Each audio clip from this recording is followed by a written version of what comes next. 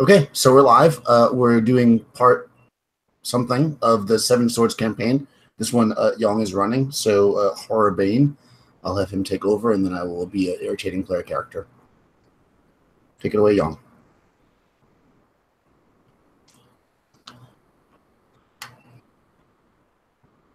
Take it away, Yong. Who's muted? And go. 3, 2, 1, go. 3, 2, 1. 3, 2, 1. Just do like this video thing. Just like hold up 5, 4, 3, and then like sign on the 2, 1 Okay, on the one so, you point at them. I hope you guys enjoyed that game.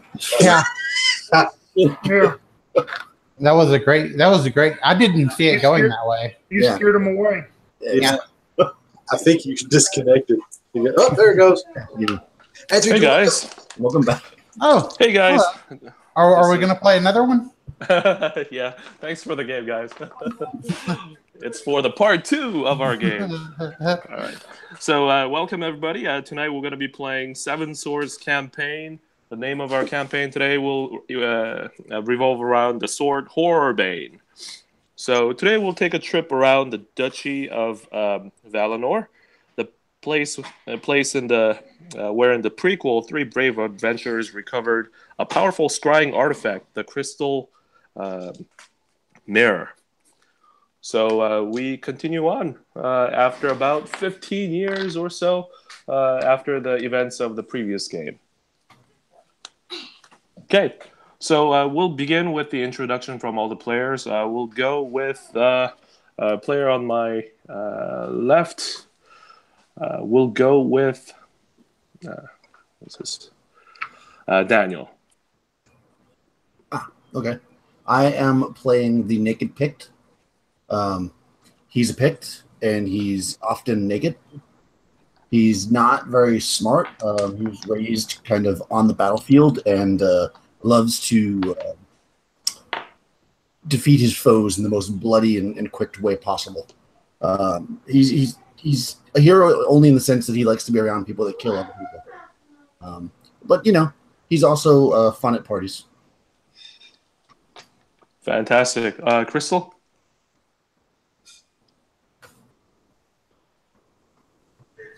Stepping into the tavern at 48 inches tall, with 150 pounds of all muscle. Whoa! It is for a mountain belt, the Tango.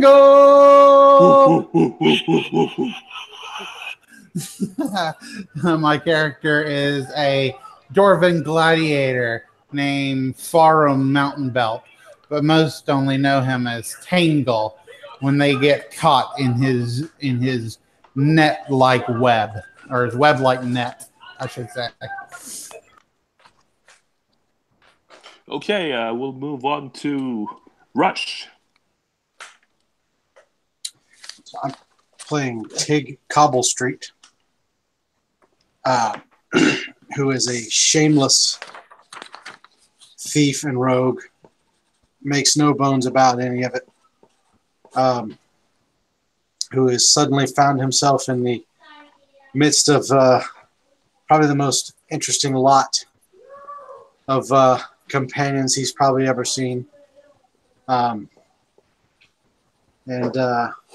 He's a average build guy, but he's a little shorter than usual. He only runs about 5'4", which is a little bit on the short side for a guy, and kind of dressed poorly, leather clothes. Doesn't look like he's been all that successful of a thief as of late. Sounds awesome. Tig Cobblestreet. Nice. Tig Cobblestreet. All right, we move on to Tony's character. Coming up from the rear of the party is a human male that stands about 6 foot tall, but he's a very broad-shouldered and broad-chested human male. Some of it is from the large brown cloak, thick cloak that he wears across his leather armor. And you notice his very thick, long flowing, still brown hair, a few streaks of gray in it. But his beard is full and thick as it flows down. It would probably even make the dwarf just a little envious of this beard. And when you look at him first in his face, sometimes he could appear to maybe even be in his mid to late 20s. And other times you would appear that maybe he's actually in his mid to late 50s. As he's moving along and he's walking with this wooden staff that you would think is nothing but a staff, but if you get close enough and look at the top of it and see the way that it branches out, you will actually see a spearhead in the middle of it. Is it's actually not really a quarterstaff, but a spear that he carries that he has constructed himself. And he moves along. He's really a very quiet person, unless he's needed for something to help companions, and knowing that the task ahead of him is a very arduous task. His brow has conformed to that crease of looking like today he is in his mid to late 50s. He doesn't say a word to any of the rest of them as he moves along. And I will be playing Arlen of Dabblehead, a human druid. Sounds pretty cool. Thank you, Tony. So today, the adventurers, as they are in the town or the castle of Valinor, that's a city that actually houses a castle that has 3 concentric walls. Within the first wall, actually, is the castle of Valinor itself. There's a drawbridge. There's a little moat around it. And right outside of that is the barracks and the church, the temple. And outside of that is the wall, the medium wall. And beyond that is the town proper. So you have a bunch of shops. And the whole thing is encircled by a large wall that guards the place from invaders. So tell me which location your characters are right about now. They should be in that city somewhere. There's the inn, the produce dairy market, a hardware store. You name it. We'll begin with Daniel, and let us know where you are when you receive a summon from a particular gentleman by the name of Father Xavier. The Naked Pick is they don't really let him in the bar or the tavern so much, because although while he does kind of have a kilt around him now, he's often naked.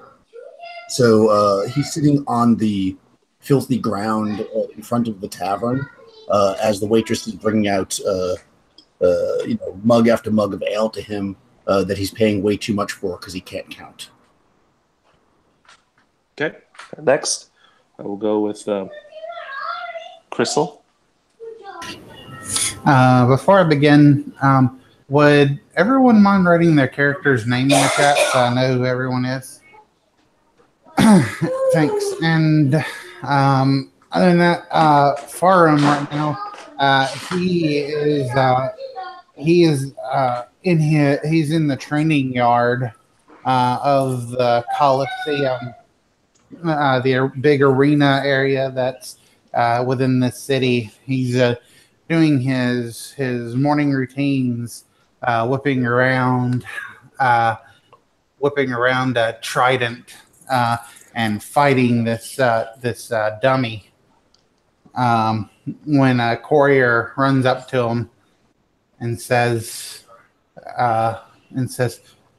"Oh, you're Tangle. I know who you are. Oh, I didn't think it was true when they asked me to come give you a letter, but I'm so glad that I get to meet you."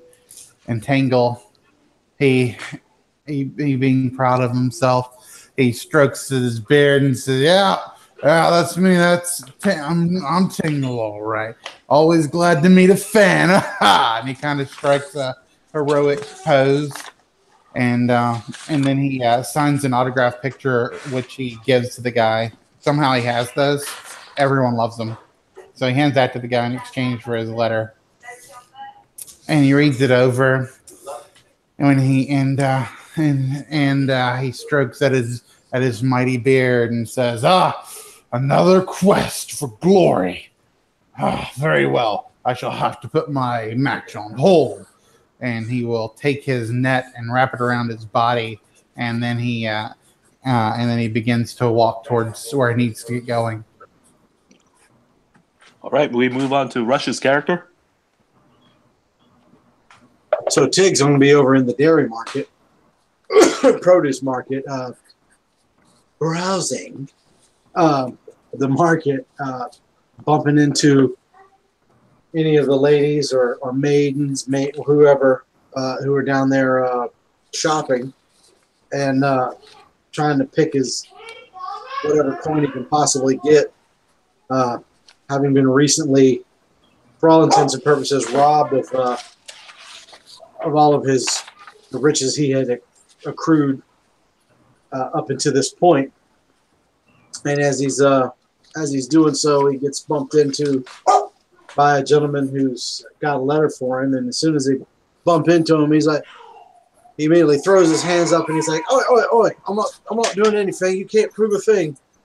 And the guy goes to hand him a letter, and he's like, "Oh, a letter, right? Okay." And he takes the letter and the summons and reads it, and thinks to himself, says, well, I wonder, looks like I might be able to get back some money. And starts to make his way to wherever he's being summoned to. Fantastic.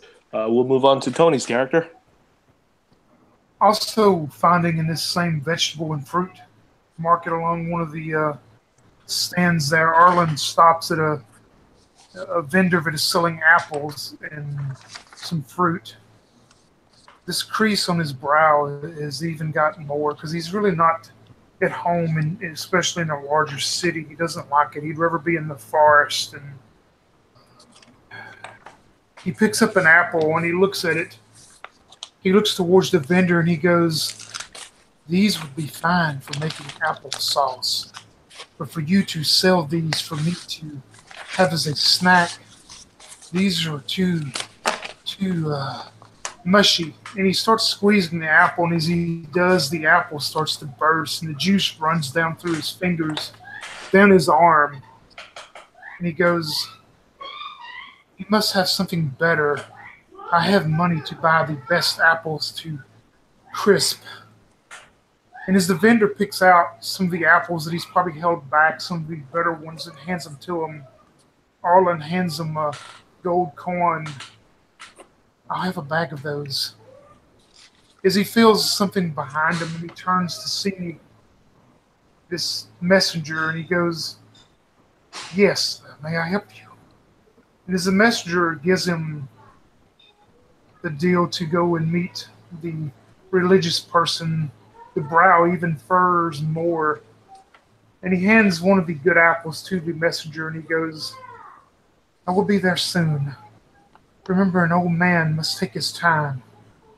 He turns back towards the cart vendor and he goes, "I would advise you to place the best apples out for the rest of the day. Your sales will be much better." As he turns and he walks away towards where he's supposed to meet the rector of the abbey.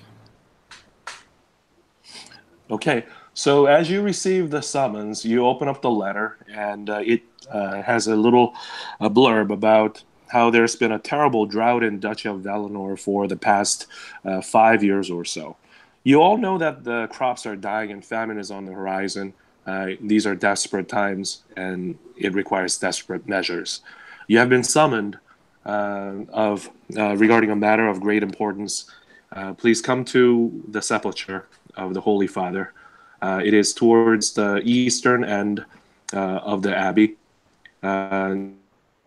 Here that you'll require to pass the gate, the first gate into the through the wall, and once you approach the garden, just let them know that you have you're carrying the letter, and they'll allow you to enter. So with that, the party we'll meet in about an hour or so. You guys are free to shop around the town. I posted a map on the Facebook page. I believe like earlier this week. You can take a look and let me know which place you want to stop by. If you are stopping by any of these places, we'll go with Naked Picked. So he can't read. Mm-hmm. So when he gets the letter, he makes the messenger read. So the messenger basically tells him that yes, there is a wall in the city. Just hold this paper when you go past the guard, and they'll let you through. And once you're there, show that letter once more, and they're gonna let you through, and you're gonna be escorted to meet the Holy Father himself. He stares blankly, and then nods slowly, and orders more beer. All right then, I've done my job. Then I'll see you later. The messenger takes off.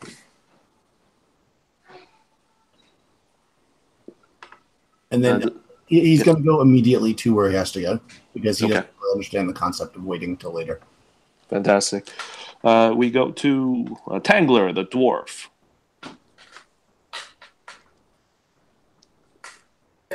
All right, sorry, I was trying to pull up the event real quick so I could look at that map. But are there any like weapon shops or anything like that around town? I believe so. Yeah. Okay. It's a capital city, so yeah. Crystal. I'm sorry. I said the weapon and armor shop is conveniently located right next to the baker shop. So you can get yourself a nice pastry and a new sword. So one thing about this city is that on the western end of the town, you have the nobles and the guards and all these expensive armor shops. And on the eastern side, you have the regular tradesmen and farmers. You have the graveyard. So it's a bit of a ghetto on that end. So, yeah. Okay, I'll tell you what, I'm going to be, since I'm a famous gladiator and everything, I'm going to be up in the rich shops. A famous gladiator who takes some side work as an adventurer. So I'm going to walk around the expensive shops, and I'm just going to go looking for weapons and see if there's anything catches my eye. Like I might need a few spears for my war pony on this adventure, I figure. The rest of the weapons that you see are, fairly mundane. You do see some extraordinary stock on the corner of the shop that's marked as premium weapons. There's a twice enchanted spear that catches your eyes. Twice enchanted. He's gonna go up to the shopkeeper, and he's just gonna kind of pose a little bit and strike a smile and say, "Shopkeep." Why, hello there! Welcome to my shop. And he's gonna say, "Yeah, nice shop you have here. Keep." Why, what brings you, the famous Tangler, the gladiator, to my shop today? Well, I saw that spear in your window, and I was thinking maybe I could use it in one of my epic battles. Well, just point away, and I'll let you know what that weapon's all about. And Tangler will take him over to the spear that he was looking at. Oh, this spear is just a regular spear that we brought in a while back. It is twice enchanted, so it's special in that way, but it doesn't do anything extraordinary. Mm-hmm. It is extremely sharp, however. If you'd like to purchase it, it would cost 800 gold pieces for you, and you alone, sir. 800 gold pieces, eh? And what about regular spears? Do you have any just regular spears? Regular chucking spears? Or are you looking for a lance of some sort? No, just regular chucking spears.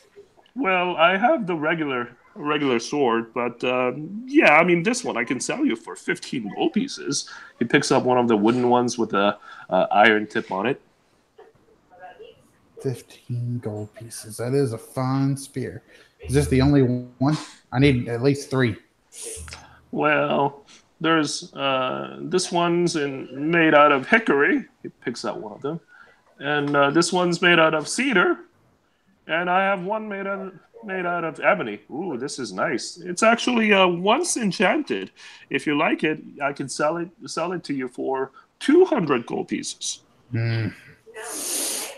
You drive a hard bargain. Tell you what, I'll take it. All right, you got it, sir. He gives you 3 spears. And I'll write out a deed, which for how much money he needs, and I'll hand it to him and tell him to give it to Benjamin over at the arena, and he'll take care of my payment. You got it, sir. And happy hunting. And all right, we'll thank the guy and leave. Cool. All right, we move on to Rush's character, Tig. He's got about an hour to kill. So Tig is just going to make his way over to Tumbler's Inn, right inside the door or the gate. Okay. And just honestly just relax and have a drink or two. And one of the buxom serving ladies comes up to you and says, "Ooh, what will it be, sugar?" I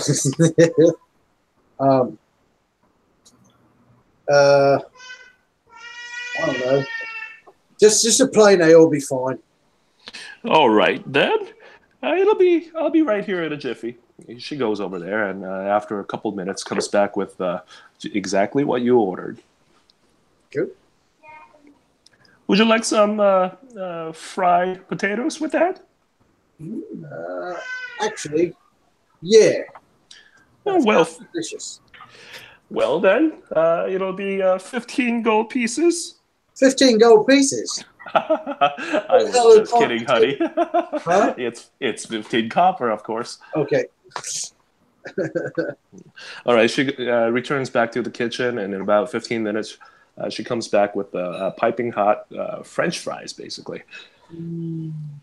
That'll work. Yep.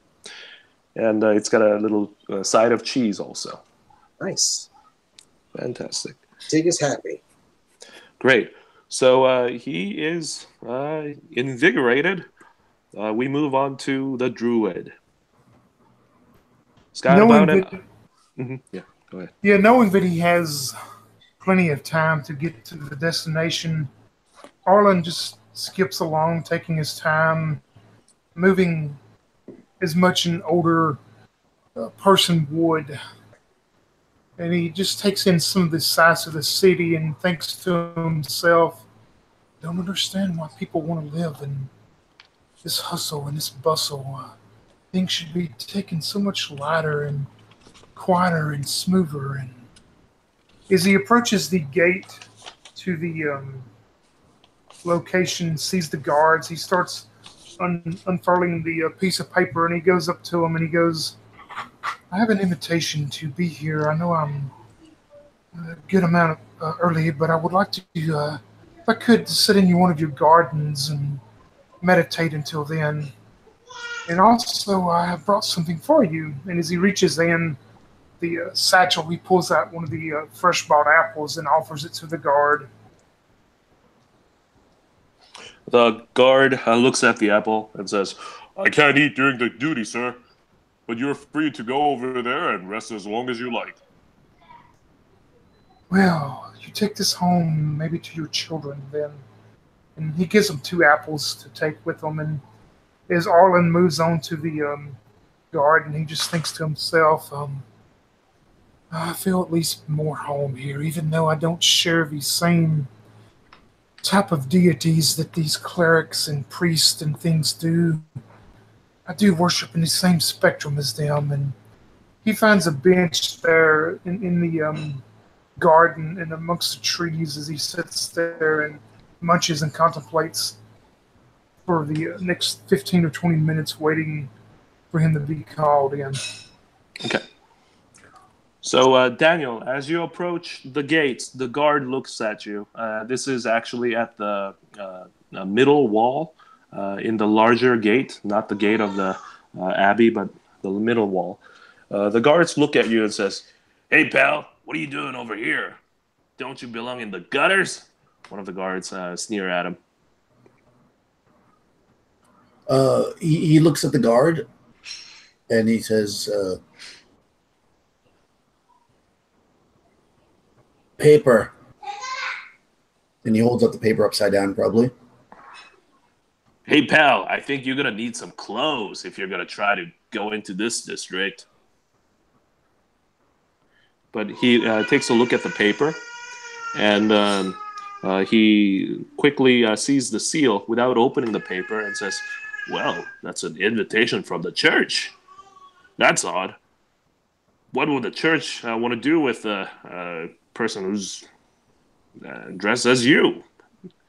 And then he says, "Well, I suppose those church folks have their own reasons. Move along, then." He allows you to pass. Is there just one guard there? There are about 3 different guards. Okay. That's not too many. I walk up to this guard who's being rude to me, obviously, because I'm dumb, but I'm not dumb. And I say, sleep with your eyes open tonight. Well, that's a good advice, but I already do every single day. You know how much vitriol I get by standing around the gates and allowing some people to turn back? Well, for you, lucky for you, you're allowed to go. So move along now. He realizes that he gave that whole speech, and as soon as I had said that, I started walking away. The guard scratches his head and says, "Well, he grumbles into himself." As you walk down the street, there are some well-dressed nobles walking back and forth, and they all stare at you. Mm-hmm. But in a couple of minutes, you arrive at the gates of the chapel, and the place has medium-sized walls. And you can see the flowers and trees of the garden, but it's not a lush garden. You realize that the garden that's in the courtyard is actually pretty barren. You see all these trees that are withered and dying. And as you approach the guards stop you and says, "Hey there, where are you going? You can't go into the church dressed like that." Paper. And I hand him the paper. Hold right back. 2 minutes. Mm-hmm.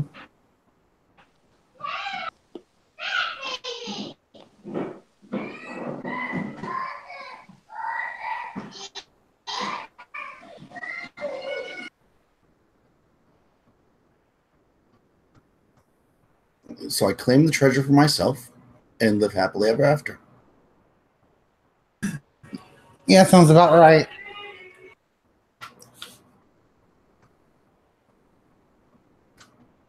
And Tig eats up all the potatoes, and I eat up all the apples.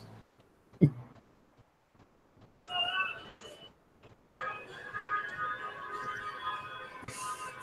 I continue to just be a famous gladiator.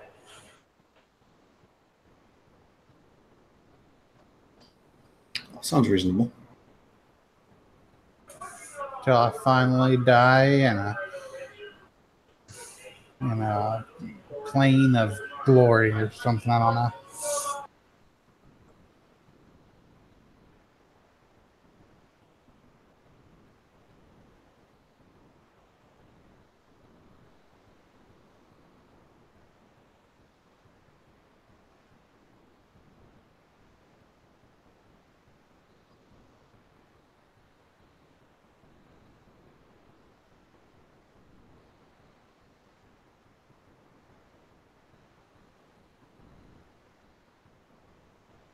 So what part are we on now? Is this number 6?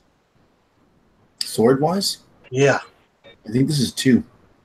No. I think it's like 3 or 4. 3 maybe. Or who's done one? Well, I know you. I did one.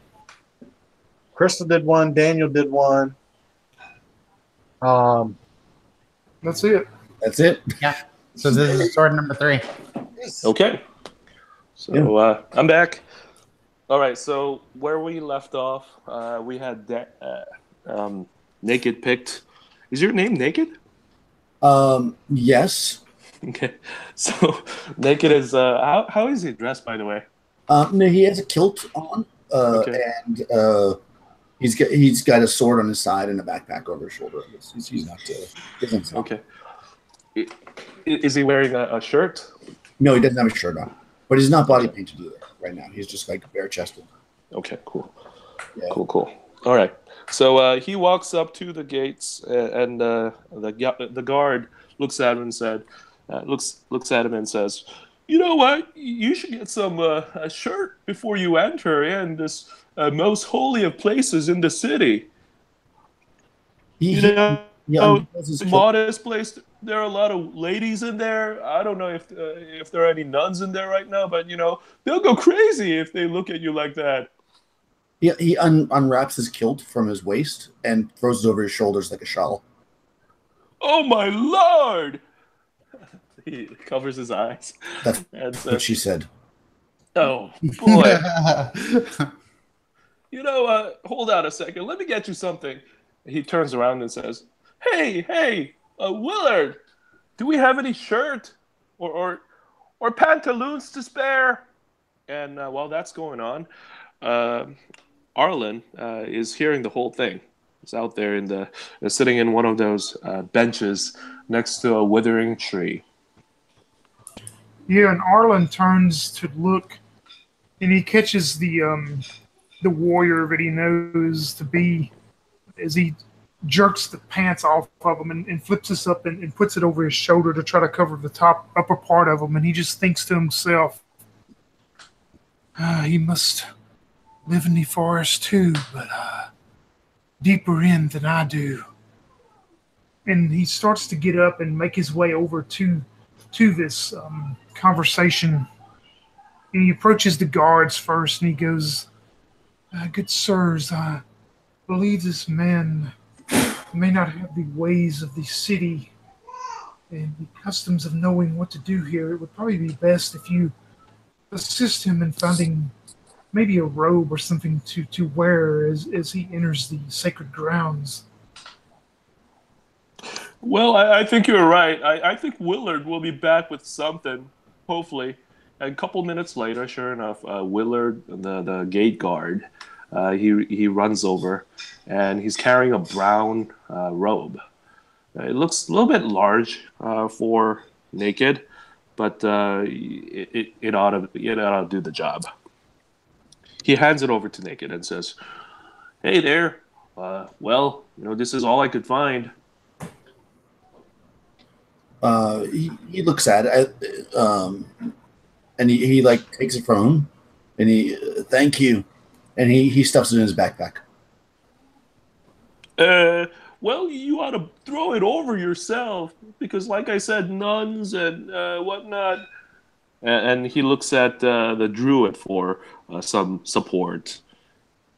Arlen looks towards him as he puts it in his backpack, and he lets out a fairly hearty laugh at this, and he says, "Young warrior, you and I share probably some of these same ideals of where we come from, but you must understand maybe you would understand the word holy. We are in a holy shrine here, and it would be best to wear the robe as you are in here, and we will soon be back to more familiar surroundings, but I would ask to at least wear the robe while you're here, mighty warrior." He pulls out the robe and puts it on. He says, "I keep." As that's going on, we have Tig and Tangler, the dwarf walking in at the same time. So all four of you guys are near the gates at this point. Tangler, he's taken off his armor since he's going to this holy church, and what he's wearing right now is just like a pair of like boots, like biker kind of looking boots. They wouldn't be biker boots because those didn't exist, but nice boots. And he has on some loose sweats where the knees are torn, and then he has on like a worker shirt, and the arm sleeves have been torn off to so he can flex. And then he has like just like some leather bracers that he's just using because they look nice and everything. And if he can have shades, he definitely has a pair of shades. Cool. All right, Tig, the cobble thread.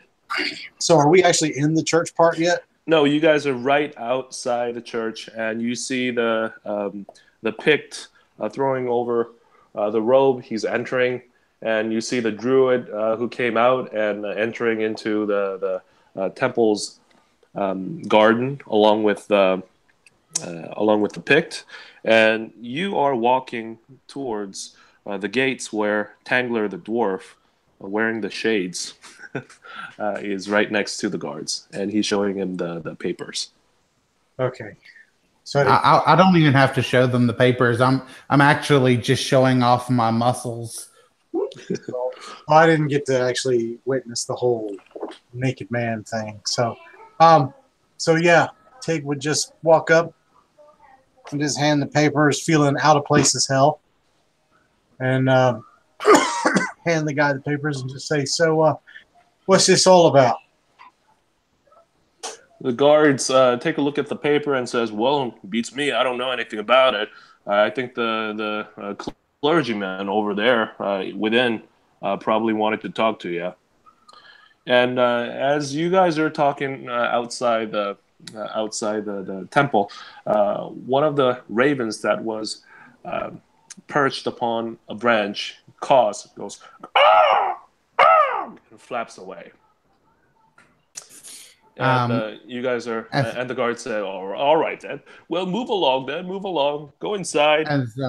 As Tangle hears this other guy say that the cleric wants to speak to him, he'll look over and say, "Hey, you!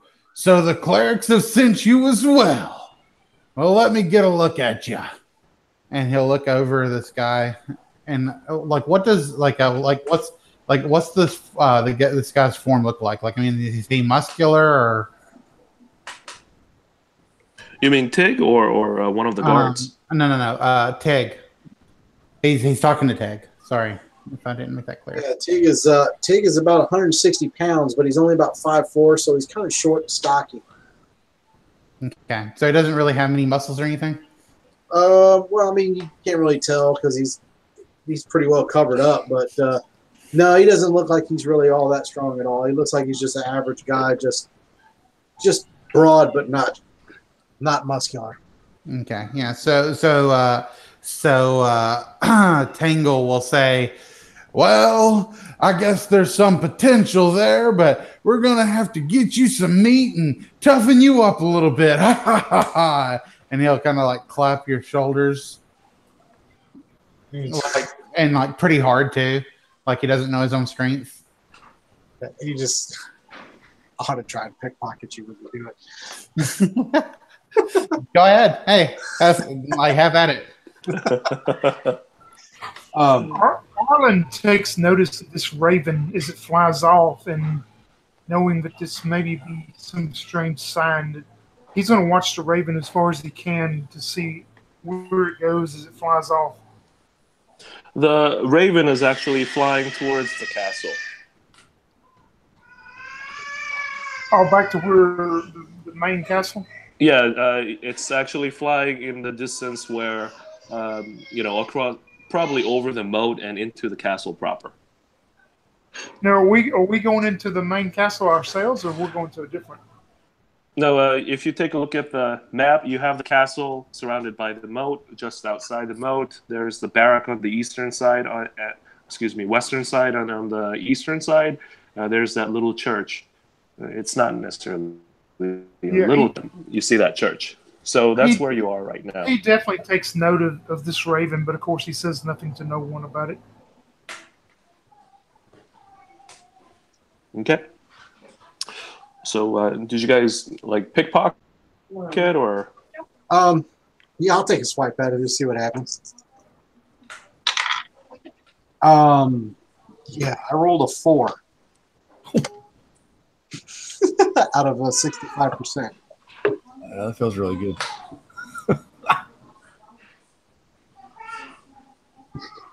Who are you pickpocketing? Me?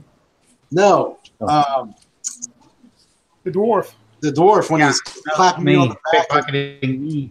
Yeah. Yeah, well, I told you what I was wearing. I'm not wearing any of my weapons right now or anything. But I'll tell you what. How about this? I will roll a percentile, and that's how many gold you can pickpocket off of me. Oh, that's a lot. Yeah. By the way, if you roll under 10, then I'm gonna have him pickpocket your nicely bought brand new spear. I don't think I have it on me, but okay, sure. Yeah, he didn't bring his weapons with him. Yeah, I didn't bring any weapons with me. I told you I'm just wearing like tights that the knees are torn and like a shirt. But by the way, I also need the ACs and HPs of all the characters at this moment. We'll start with Naked. My AC is either 6 or 4.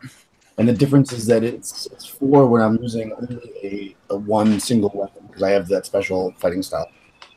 Okay, cool. And Tangler. I want to say first I rolled 72, so you picked 72 gold off of me. Good Lord. Yong and I already agreed this character is incredibly rich. All right. He has an ace. He has a shieldless AC of 7. Okay. And when he has his shield, it's a 6. Okay. What's the HP for Naked, by the way? 52 hit points. 52. Gladiator? 54. 54. And Tig? AC 5, hit points is 47. Okay. And Arlen? AC is 6. He's wearing +2 leather, and his HP is 34. Cool. All right. Hold on, do I have the best armor class? And I'm naked? It's possible. It's got to be the helmet. Are you wearing that helmet? I didn't give myself extra AC for that. Can I have one? Daniel, what are you playing with? Come on, man. All right. Okay. So you guys proceed into the building, right? Sorry, I'm eating at the same time. Yes. Okay. As you enter, the entrance is towards the east of where you are. It's a large double door gate. As you approach, 2 of the guards that stand by open the gate for you. As you enter, you see marble floors and stone pillars, large cylindrical pillars. You see 6 of them. On either, 3 of them on either side of you, a total of 6. Between these pillars are pews where people pray. Right in front of you, you see about, you're in a hall that's about 30 yards long. And in the front, there's a little altar. There's a couple of steps going up towards that. And beyond that is the iconography of the High Father. Farum will walk up to the altar, and he pats his side like he's trying to find his coin purse. Okay. Not understanding why, Naked will also walk up and start patting his side. You mean the father?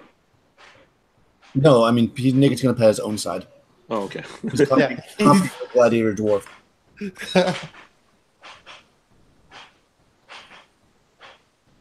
The dwarf is looking. He was gonna put an offering in the altar on the altar, but he doesn't have his bag of gold. He's looking for his bag of gold. Hmm. And then Pick just walks up and starts copying him because he doesn't know what the dwarf is doing.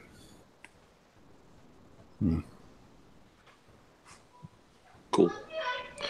So, did you discover that your? Well, let me roll a percentage dice.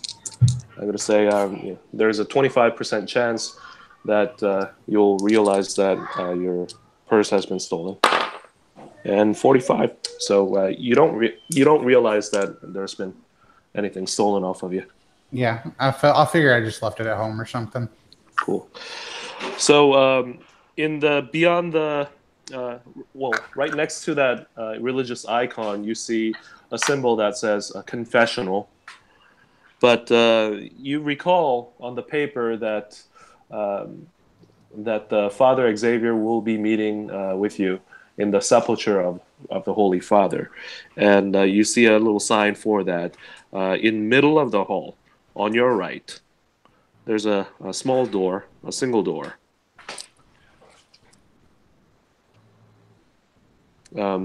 Naked?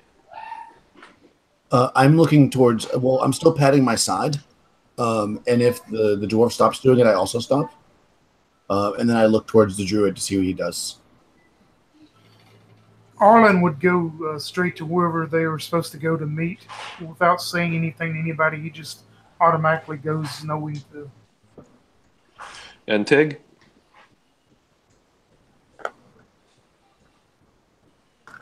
I mean, he's just kind of following along from the back, really. He doesn't know or trust anybody. Okay. So, do you guys look around the hall at all, or you guys go straight into the meeting area? Arlen goes straight to the meeting. Is Pick still wearing that robe? Yeah, I have the robe on. Okay. It's very uncomfortable, and I'm itching various parts of my body. Okay. Well, in that case, I'm not going to really take any notice of you. But I do see this druid, and I see his beard, and I go, "Hey there, brother! Nice, nice!" And I'll pull up my beard. Arlen turns and looks towards the dwarf, and he goes, "Yes, it is a wonderful day." And he pulls out an apple, throws one of the apples from his sack. Farum will definitely catch that apple, and he feels how firm it is, and he bites into it, and it's just like, oh, this is a great apple. Like I always get the mushy stuff. You have to ask for the best. Well, we'll keep that in mind, brother. And he'll pat your back, and then he'll hand you an autographed picture. Cool. So Arlen, because he decided to go first, he opens the door and enters this darkly lit room. There are some candlelights in there. There aren't any windows. It's a very secluded place, and beyond, right next to one of the statues, religious statues, stands an elderly man, and he's wearing a brown robe, very simple. He's wearing a pendant. And he turns to you and says, it is you. You have arrived. You were all recommended by some of my colleagues. And it is good that you have finally got here. When he says that, Arlen addresses them and goes, yes, thank you for guiding us to this. And when he mentions about the recommendations of all of us, he turns and looks at the other three, but Arlen doesn't say anything. He just kind of thinks to himself, recommendations?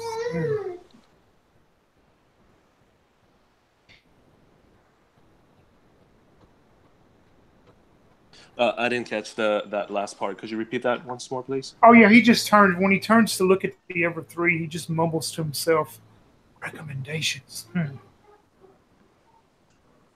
Yep.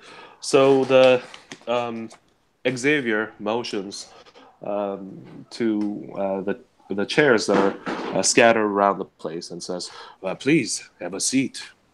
Farum, even though he worships Jin Garza, he respects like all religions, and he's going to say to the father, "Hey there, father. I just wanted to apologize. I must have left my coin purse at home, but when I come here again, I promise to pay twice my tithe for you." Well, thank you so much, Tangler. You're a well-known person around the town, and I thought I could rely on you for this particular task, as well as rest of you here. As you see, the reason why I have summoned you is due to the matters regarding the drought that we're facing. There are greater forces at play. And if you would allow me to explain further, do you have any other questions at this point before I delve further into the nature of our meeting? No, mate, I'm just trying to figure out how I got summoned out here to begin with, but by all means, continue. All right. About 10 years ago, when young Amon Telamon was named heir apparent to the throne, I had a group of talented individuals retrieve the crystal mirror of Acheron to fight the conspirators who sought to usurp the young Duke. We were successful in securing the young lord's safety, but I grew suspicious of the source of the mirror's powers. Upon much study, I learned that each time the artifact is used, it drains vitality from the very land around it. I first noticed how the flowers in the temple wilted during the time when we relied on its power to spy on the conspirators. More I used it, more widespread the blight became. In the end, I realized that the mirror was of the abyssal origin. An artifact of the demon Barados was banished by Sir Dermon the Chaste during the Battle of Redgrass. You all heard of the Battle of Redgrass, haven't you? Roll under your intelligence. Naked? D20? Yeah. Okay. No, not even close. Naked does speak up though and says, "You pee in the garden, plants die." The Holy Father scratches his head, looks at Tangler. Oh yes, of course I've heard of that battle, brother. Tig? What would I know about it? Sort of sounds familiar, but oh shit, that's loud. Sorry. Sort of sounds familiar, but I can't recall nothing about it. And Arlen? Arlen says, with all due respect, I don't come to the city much. I spend my time more among the animals of the forest, and I do not recall any stories about this. As he rolled a 19 over 8. Okay. So basically, for those of you who made that check, realizes that it's one of the histories of this land, where long ago one of the founding duke led an army against a bunch of invaders who decided to launch an attack against the Duchy of Valinor. They were successful, and there's a story that goes beyond the regular the history books, where there was a trusted knight who wielded a sword that was given to him as a gift by the Duke's own wife. But there was some sort of conflict the night before. But that particular knight was instrumental in the victory of that battle. After the battle, they fought together for the Duke's honor, because apparently it was, there was something suspicious going on between Duke's wife and this champion of his, and the Duke slayed him, and so and so. But anyway, everyone understands that there was a big battle, and it was against an invader from the south. So Farum actually just recants all that directly to the father. okay. So yeah, he just enlightened you that there was a demon called Baradas who was involved in this battle, and that this particular mirror that he was talking about seems to be some sort of a leftover from that battle. And he explains that, well, I try to destroy the mirror. However, as Aemon, that's the currently reigning duke of the castle, about 15 years ago, this is like a little, what's it called? Quick fadeaway. In our previous session, the Duke was a very young kid who was named an heir apparent, and there are a bunch of conspirators. So the same clergyman hired a group of folks to go out there and bring him a particular mirror of scrying, and to fight against the conspirators. So he's basically explaining that that mirror is of some sort of a abyssal origin. So, all right, moving on. He says, however, as Aemon came to learn about the mirror's potency, he ordered the clergy to hand over the artifact to him. Ever since then, the land has been dying, and crops wilting, and rain became sparse. Many who spoke up about the mirror vanished under mysterious circumstances. I believe that Duke Aemon is under the influence of the mirror. The mirror must be destroyed, and we need the sword Horrorbane to do it. I have sought your help for this task, and I could not rely on my own clergymen because we are, at this very moment, the subject of scrying. However, this room and this pendant that I wear clouds the scrying power of this particular artifact, we have found out. And he looks at the rest of you guys.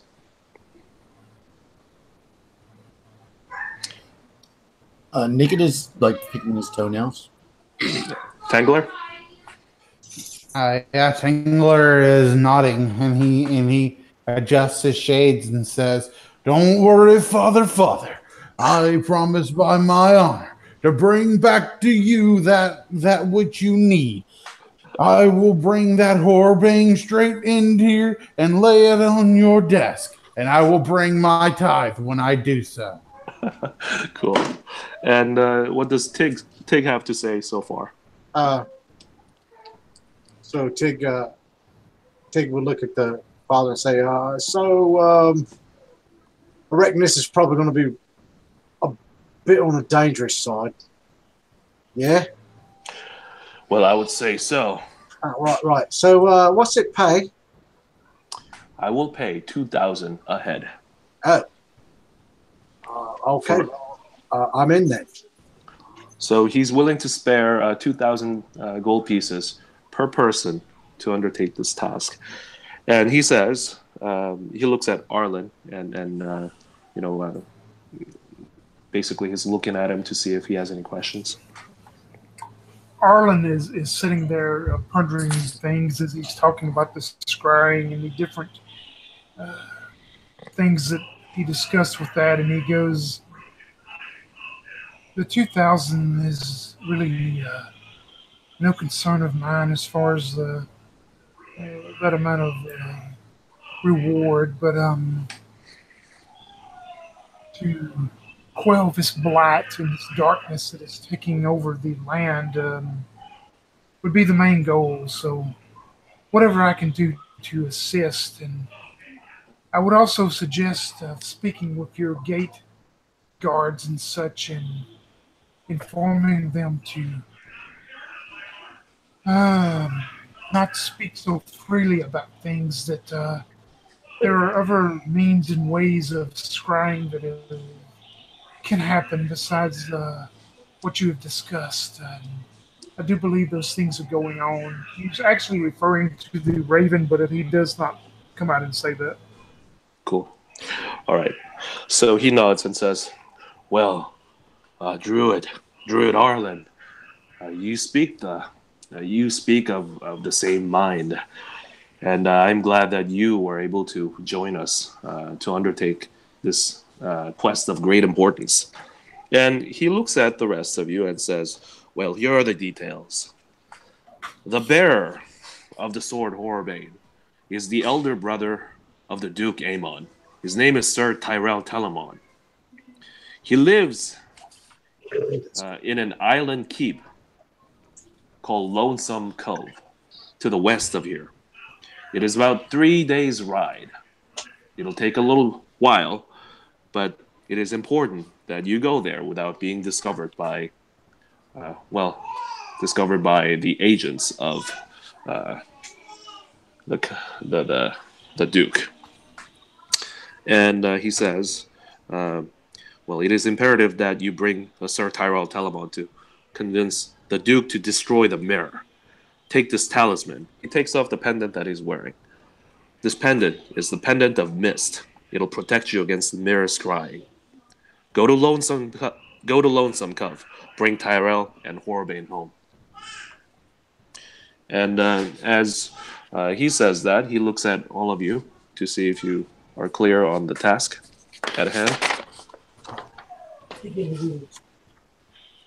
It's pretty clear that I'm not, but we'll likely go ahead and go ahead. Okay. He opens up a chest that's underneath one of the armor and takes out, a few diamonds, actually, and hands over these gems that ought to fetch about 2,000 gold pieces if you were to sell them. Like how many are there? Like he gives us one each, or like he gives us a few each? Well, I mean, these aren't like the right size. He gives them like a couple of small ones, and whatever the ones that he gives you, the total should be approximately about 2,000 gold pieces. Okay. Well, so if I'm assuming I'm getting say 6 or 7 diamonds, then I'm gonna leave like 2 or 3 behind. Okay. All right. Everybody, make a what's it called? The perception roll, please. Perception? D20 wisdom or? Yeah.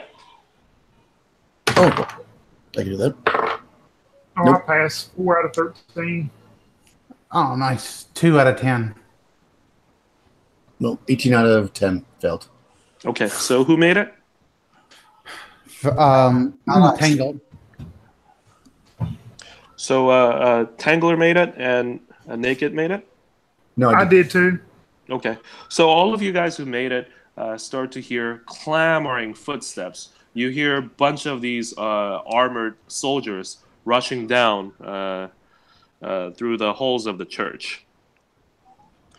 And all of a sudden, the door to the Holy Sepulchre bursts open as somebody kicks it in and says, "Everybody, stay in your place. You are under arrest for being treasonous to the Duke. You are to lay down your arms and I cut him in half. Okay, roll the initiative, everybody. Yeah. What did you say? I cut him in half? Yep. What is initiative in this? D12? D10 low is better. Okay. I got. I can't remember if Dex affects initiative. I got 4, by the way. I'm gonna roll for the entire group, so it's gonna be too much if we're doing like one at a time. So. Okay, I got a 2. Okay, 2. So the party actually goes first. Okay. Yep. I'm gonna cut it down in half. Okay. All right. So burst in through the door are 3 guards. You pick one of them and you attack. The one that's talking. Okay. Make your attack roll. All right. I come down on him heavy with my. Oh, there we go. 19 is going to hit armor class. Crazy. Okay. 10. Yeah, that's a hit. Roll your damage, please. Yep. All right. I hack at him with. Is he size medium? He must be his regular size guy, right? Yeah. Yep. All right, I'm using a broadsword, so it's 2d4. And a 4 and a 4 is 8 plus 8, so I do 16 points of damage. Okay. Ah! Attack! He says, and the rest of the soldiers begin to I get attack. 2 attacks, and I hit him with the second attack as well. Okay, go ahead. And that one I did 5 plus 8. 5 plus 8 is 13. Okay. And then he basically, falters back, but he's barely holding on. Okay. All right. Who's next? Tangler, it's your turn. Yeah. Okay. So what I want to do. One second. I'm trying to find the right page here. Crap. When I see the attack happen, I have the wrong frickin' book. That's why. Sorry. Okay, so when I see this attack happen, I just want to grab one of the guards if I can and attempt to wrestle his weapon away from him. And after a little later, all the sneezes come out. Okay. All at once. I'm sorry, guys. I missed that. Could you repeat that? Could you repeat the action, please? Yeah. I'm going the first guard I see. When these guards come forward, I'm going to grab them and try to take their weapon from them. Okay. Gladiator. Okay. So, it's actually the guard that Naked was attacking. By the way, what sort of weapon are you using to attack him? Naked. I have a broadsword. Oh, actually, 4 more points of damage. It's a broadsword plus 2. Okay, so the broadsword cleaves the man, and make your attack roll, please. Tangler. Okay. Oh, cool. 19 on the die. Okay. I'm gonna make you do that at penalty of 4. What armor class does that hit? Well, crap. Okay. Hold on. You're fine. That goes 14. 14?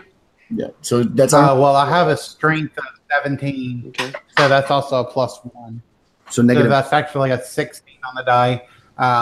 So I hit armor class -2. Okay, yeah, you grab the guy, and he's carrying a long sword. So you manage to swipe it from the guy. Basically, you wrench it out of his hand. And the guy's barely holding on at this point. All right, we go to Tig. Do I get another move? Actually, that will be your attack action. By the way, roll 1d6. I get like 3 attacks every 2 rounds. Oh, cool. Okay, so you get to go 2 attacks then, right? You go 1 and then 2 is the way it works. Oh, okay. So that's the end of that turn. Okay, cool. Okay. By the way, roll 1d6 to see whether if the guy that you grab basically falls dead. 5. Yeah, he dies. Says, nice. Ah! So actually, I grab his sword and the pommel on the end of it. I bring it back down so that it slams into his skull. And as he falls to the ground, I take the sword for myself. Yeah, you hear a nasty crunch as you smack him on the head. And the other guys are sort of stunned at how quickly you guys reacted. But now it's Tig's turn. So how many are left? There are, you see 3. Okay. Okay, so, damn. I guess there's no way. Is there any way for me to work around behind one to get a backstab off, or is it? Well, at this point, you're not hidden, and they can see your move, so it'll be impossible to do a backstab. Yeah. All right. Well, I'm just going to move in and go try and go with a short sword against them. Okay. I guess move to the closest one. Okay. And so chubby fella. Yep. Yeah. All right, where's my? Oh man, I thought it. Hold on. Sorry, it was I had to do the pre-jump thing. And crap. I thought this one had the THAC0, but it does not. Okay. What armor class do you hit? Well, I don't know. That's what I've just said. Would you roll and die? All right, hold on. I think that goes 16. You're a I thief. rolled a 10, so probably not very good. Okay. It's a thief. I believe it's 16. So you hit armor class 6? Yeah, it's a thief. I have a +1 adjustment with my sword. And you roll 10, right? Yeah. That's a hit. Okay. Does a thief just still has to use strength? They don't get to use dexterity with a short sword, correct? Yeah. Yeah, it's just strength. Mm-hmm. Okay, yeah. So that would be basically an 11. Okay, yeah, I mean, that's a hit. So make your damage roll, please. All right. Say D6. Small, medium. No. Yes. +1. So that's 3 damage, unfortunately. 3 damage, okay. All right. And the next one, Druid Arlen's turn. Yeah, also rush your THAC0 as a rogue is 17 at level 7. Okay. Just a note. Arlen looks towards. Is there one of them that stands out? Maybe that's calling the shots or the leader. Behind him, there's a bigger fella and says, "Go in there and slay them all." But I can see them eye to eye, pretty much. Yeah, you can see him between the guards that are fighting. Yeah, and Arlen concentrates on him as he puts his hand up to his forehead, almost like you got a sudden headache or something. He starts to try to enter the mind of this man. I need him to make me a saving throw as I try to cast Charm Person on him. Okay. Great. Fantastic. We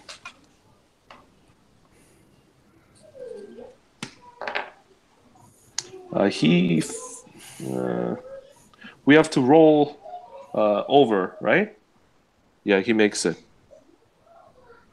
Yeah, and as Arlen feels that he cannot enter this man's mind, maybe for not concentrating with all the actual melee going on around him, he just grits and as his head starts to pound a little bit, and he moves back towards where Xavier, the actual cleric, is to try to help protect him if somebody goes after him. Then. Okay, and at this point, the father stretches out his hand and says, "Halt! Stand in your place and do not move." And he summons the power of his god. And 2 of the guards halt in their place. They're held. And you see 3 guards total, aside from the ones that are held. You see one of them that's attacking, another one, and the big guy that was standing outside of the doorway. So those are the 3 remaining enemies, and they begin their attack. And by the way, the father says, "Run if you can.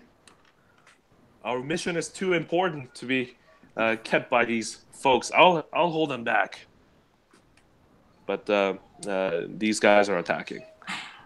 So the burly one, he tries to attack Pict. And he hits. Hold on. Armor class 3. That hits. Yep. And he rolls 4 points of damage. Okay. And next guy hits. Attacks Gladiator. All right. My AC is actually 9 right now because I don't actually have any of my armor on. I see. So, yeah, he hits armor class 5. Misses. Okay. Dice are falling all over the place. And he hits for 2 points of damage. 2 points of damage. And the other fella is attacking Tig. And hits armor class. Armor class -5. And 6 points of damage. Man, she knocked her shit out. Okay, so that's all of them. The father manages to take off his talisman and hands it over to Arlen and says, "Keep it safe. This will shield you from the eyes of our enemies." And next round. You want me to roll again? Yeah, picked. 4. Oh, we just Armor okay. All right. So I'm going to the big guy that seems like the leader. Yes. I'm going after him. Okay. I budge 2 people. That's what I'll do. I'm gonna come at him with the full fury of my broadsword. Nice. I'm gonna say, "Ugh!" Ooh, that hits armor class +5. So that's armor class -3. Okay. That's a hit. That's a hit. Let's see. D4s do me well this time. 12 points of damage. Ooh, nice. Yeah, and for my second attack, I'm not going to do damage attack. I'm going to try to disarm him. So I'm going to do a called shot and -4 on the die to disarm him. Okay. Oh, and that's when I roll a 20. So 20. So that's 20. Yeah, you actually managed to disarm the guy. Yeah. And I spit on him. Okay. So. Just for good measure. All right. Disarming move has worked. All right. We go to Tangler, the gladiator. Okay, so question. First Yes. of all, is there a spear anywhere? Spear? Mm-hmm. No, this is a temple, and they don't have a piercing weapons. Well, I mean, like the guards. Do the guards have spears? Like, No, none of the guards that you fought had them. okay, well, shit. Okay. What did the guy that got disarmed? What was he carrying? He was carrying a longsword. Take his weapon. Alright. Kick his ass. Yeah, it's fine. I'm just not proficient with a longsword, so one of them had a spear, but it's okay. I'm still good enough on my own. All right, so this guard that attacked me, I'm gonna say to him, brother, you're tangling with a whole mess of trouble, and and I'm going to attack him. By the way, as you attack him, the guard, his eyes widen and says, "Oh no, it's Tangler!" And then he looks frightened. Awesome. All right. So, oh, nice. Okay. So, -2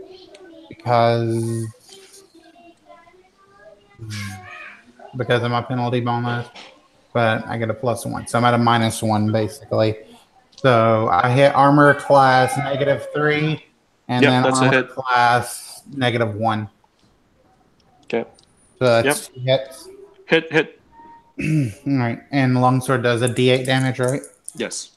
All right, so so Tangler comes in at this guy, and just being used to the arena and everything, he just spins around this guy and hacks at his leg for 6 damage, and then brings the hat back around and under his armpit for another 4 damage. Okay, so 10 points of damage.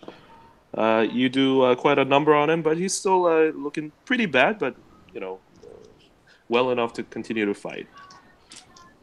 All right. Tig.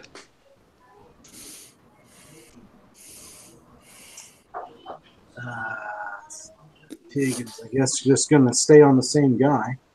Okay. Just trying to look to see if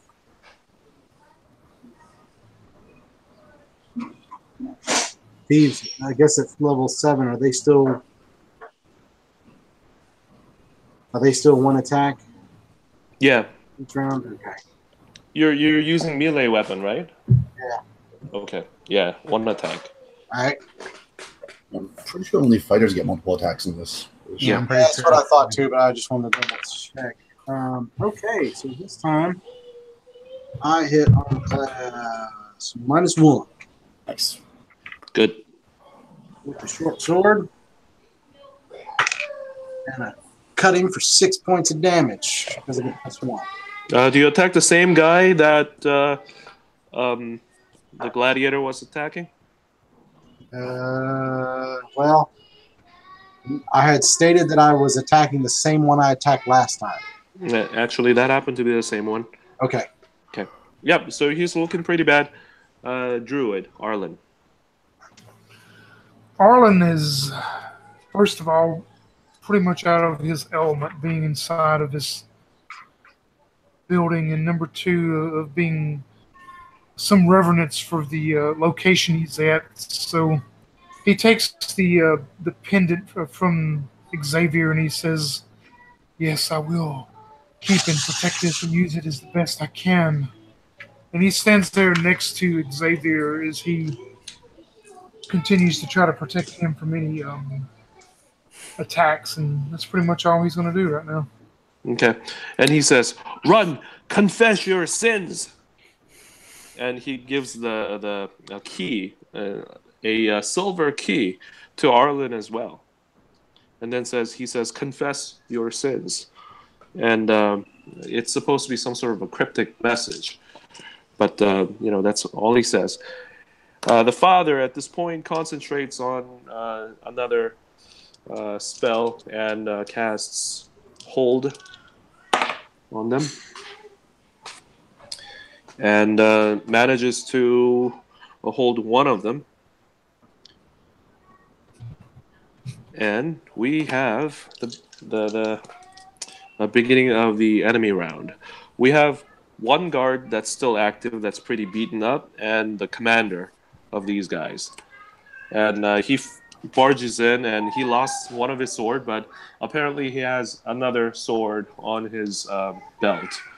He sometimes uses two swords at the same time, but this time he was only using one. But he pulls that one out, and I believe they can attack in the same round, correct?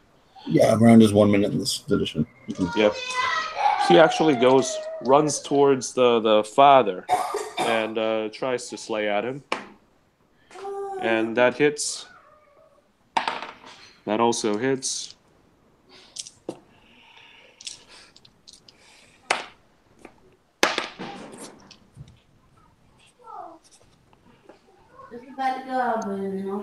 He does 16 points of damage to the Holy Father. He looks pretty beaten up. And the other guard continues to attack, actually, Gladiator, because he notices that you're not wearing any armor. And hits armor class -3. Okay. And 7 points of damage. Ooh. Oh my god. All right. Okay, that's the end of the round. From beyond the churchyard, you hear more guards hustling down. You hear the clamors of running guards or something. Okay, is there a window or anything here? There is no window. There's only one door. However, that one door is where their commander was standing, but now he's inside that the same room. So you guys are actually free to push out and run out the door if you want. All right, so I'm going to actually whip the robe off that I'm wearing. Mm-hmm. It's holding me back. And I'm going to take it like a hockey player, and I'm going to try to put it over the commander's head and choke him out with it. Okay. And I'm going to punch him in the side of the head. All right. I'm a punching specialist. But first I'll try to get him with the cloak. So I try to get him with the cloak. That's a 19 on the dot. Okay. Yep. So, does it. And then I'm going to punch him in the head. Let's see. That's a 18. Okay, I'm going to look at my punching chart to see what that is. I'm very excited about punching. 2 has the weirdest punching mechanic, but I love it. So I'm assuming that a 16 plus 3 hits, right? So 19 hits. Mm-hmm. All right. So. No. Somebody else wants to. Oh, I found it. Here we go. All right, 19, and I hit. Okay, but I can adjust it by 1, which I'm going to do, and do a haymaker. So it does 2 points of damage plus my strength bonus, which is 2 more, so 4 points of damage. In addition to that, there's a 10% chance, which I guess you have to roll, that it will actually knock him out. Okay. 10% chance? Yep, the 10% chance he goes unconscious from this. He rolled 9. Yeah, he goes unconscious. I throw him over my fucking shoulder. Okay. We're getting out of here. All right. You get him, and there are more guards at the gate of the church. But seeing that there's only 1 guard in the room, you guys could finish him up. Hold on. Give me 1 second, guys. When Farum sees this maneuver by Pict, he just shouts out, "Nice!" Yeah, I'm gonna. Really impressed my by character's running for the door. He doesn't have any subtlety of knowing that there's some kind of secret message thing going on. So if nobody tells me, I'm just running. So you picked up the captain of the guard or whatever. Like, I've got him in front of me. I'm going to use him as a battering ram. I'm naked now. This is great. All right, so I'm going to shout some. Does anybody else speak Dwarven other than the dwarf? Nope. I barely speak common. Nobody else? All right. I'm going to shout something in Dwarven or at the dwarf. But I'm gonna message it to you, Crystal. Okay, on Facebook? Yeah. Okay. That works. Yeah. That's cool. That way we can communicate with each other in Dwarvish. I'm a Cockney Dwarvish.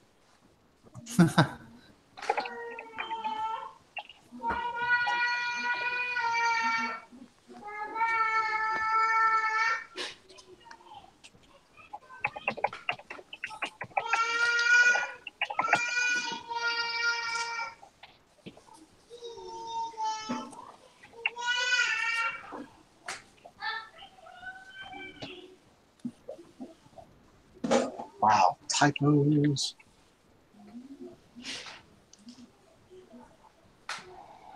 You guys can go ahead. Okay, is anybody attacking? Yeah, I mean, if this guard's still in front of me, I'm going to go ahead and hit him and try and finish him off, I guess. Okay. Okay, yeah. So, okay. I'm actually going to miss this time. Totally miss. Okay. So Tingler, he goes to swing, but this time the guard manages to outmaneuver him a bit. He says, okay. "Nice, you're learning, but it's not going to be fast enough." Okay. All right, Tig. So once Naked Man starts running, Tig is going to kind of be like, right, we should probably go. And but first, he's going to try and stab the guy right in front of him before he starts to make his way out. Okay. Roll against AC 5. I got a 16. Yeah, that ought to be a hit, right? That's AC 0. Yep. That's a hit. D6 plus 1. That gives me a 4. Okay. Is he not dead yet? He's not dead yet. He's pretty bloody. God damn it. Okay. Michael would say. And Arlen, it's your turn. Yeah, hearing Xavier, tell us to go on and not try to protect any of them. He'll try to run away. Okay. All right. As you guys try to run away, I guess the one remaining guard tries to attack you, and I'm just gonna roll randomly. So that is Arlen. Okay. Rolls 3, so that's a miss.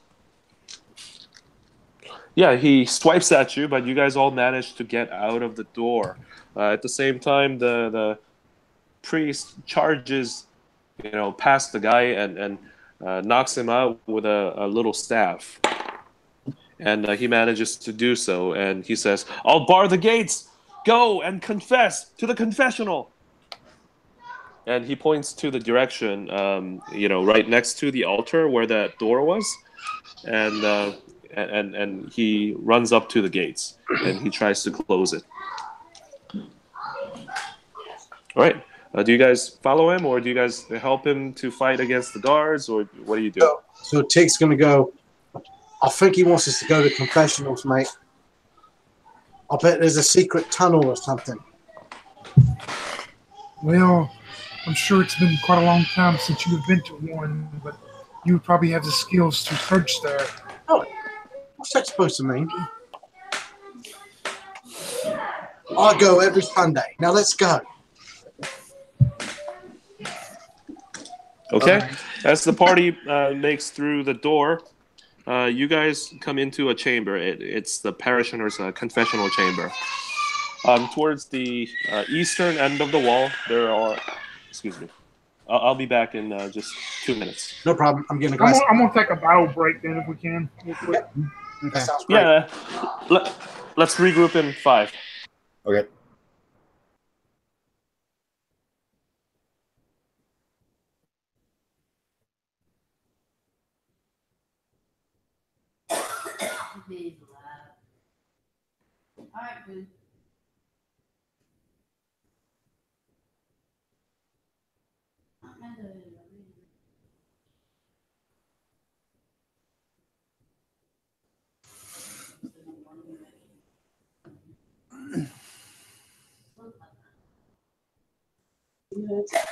Oh my God. We went to a wine festival last weekend. Yeah. And yeah, we got some really good wines while we were there. So I'm enjoying. Nice. Yes. I went to my dealer and I got some really dank grass. So I'm enjoying. I mean, it's all in what you know. Mm-hmm. This tastes like adult.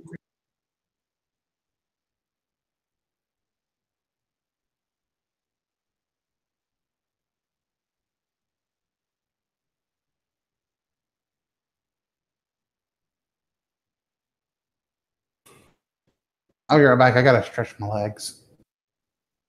No problem. Understand.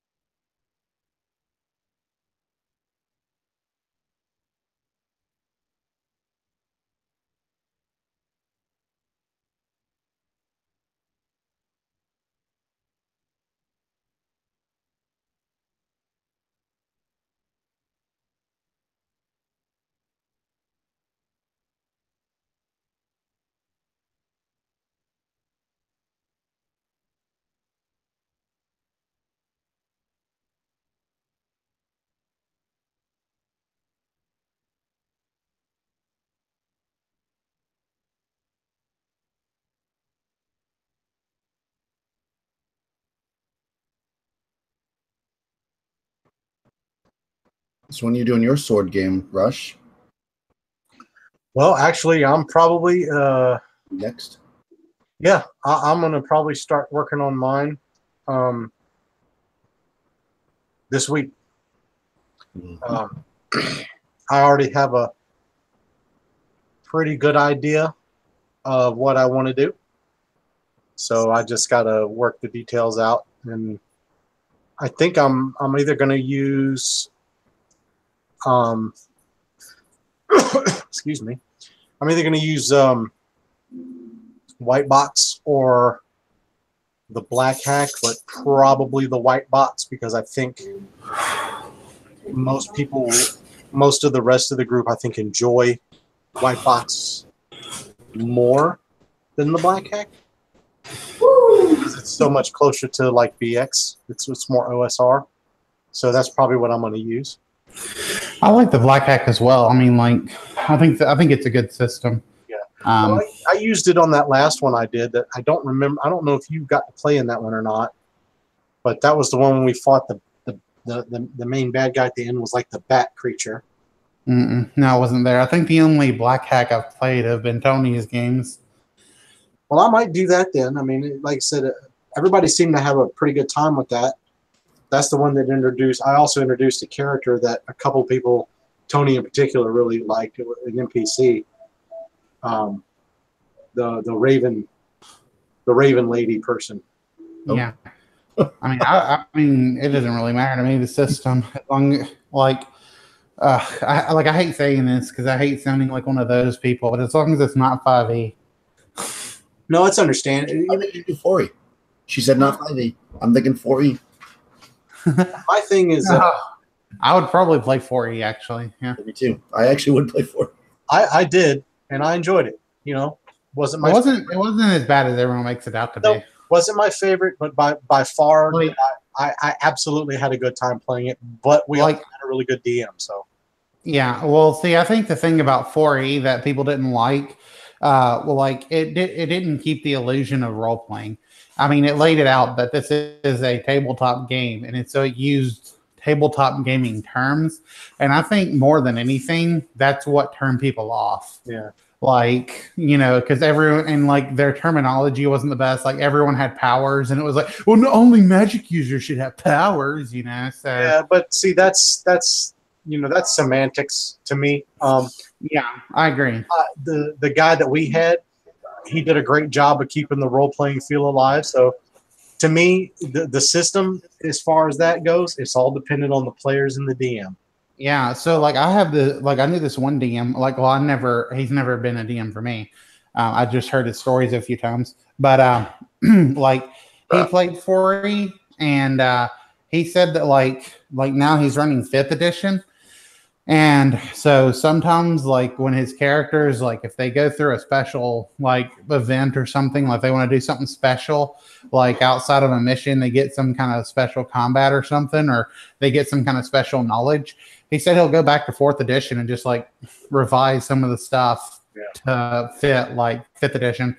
Like one of the things in 4th edition that you could do for a talent was like I think it was a rogue or something at a certain level could learn how to like shoot arrows into a wall in order to like make a ladder.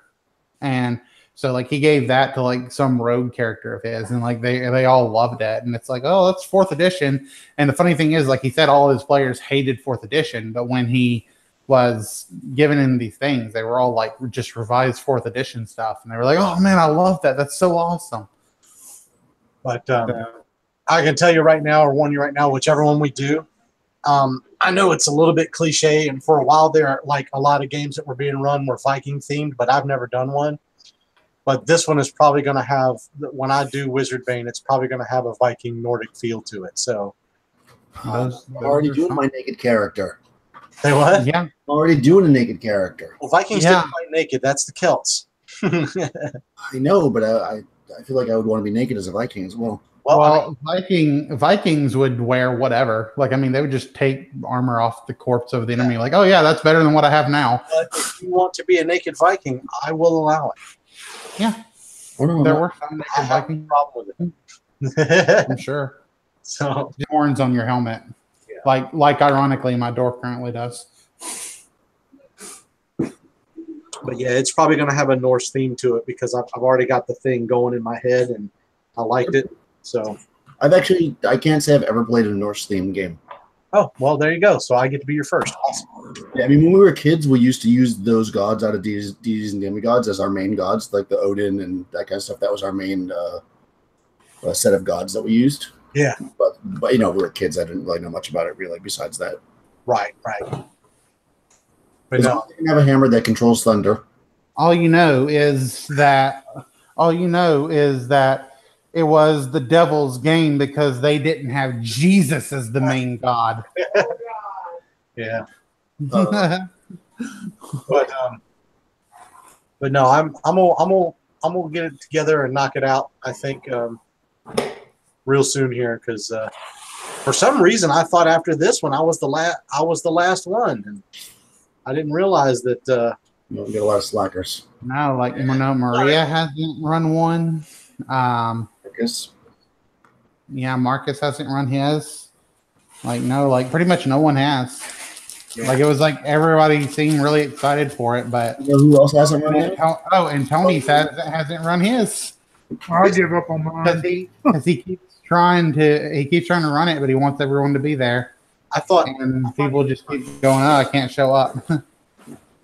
well, scheduling can. I'm sorry, Tony. You're just gonna have to make a day and as long and just whoever can get there.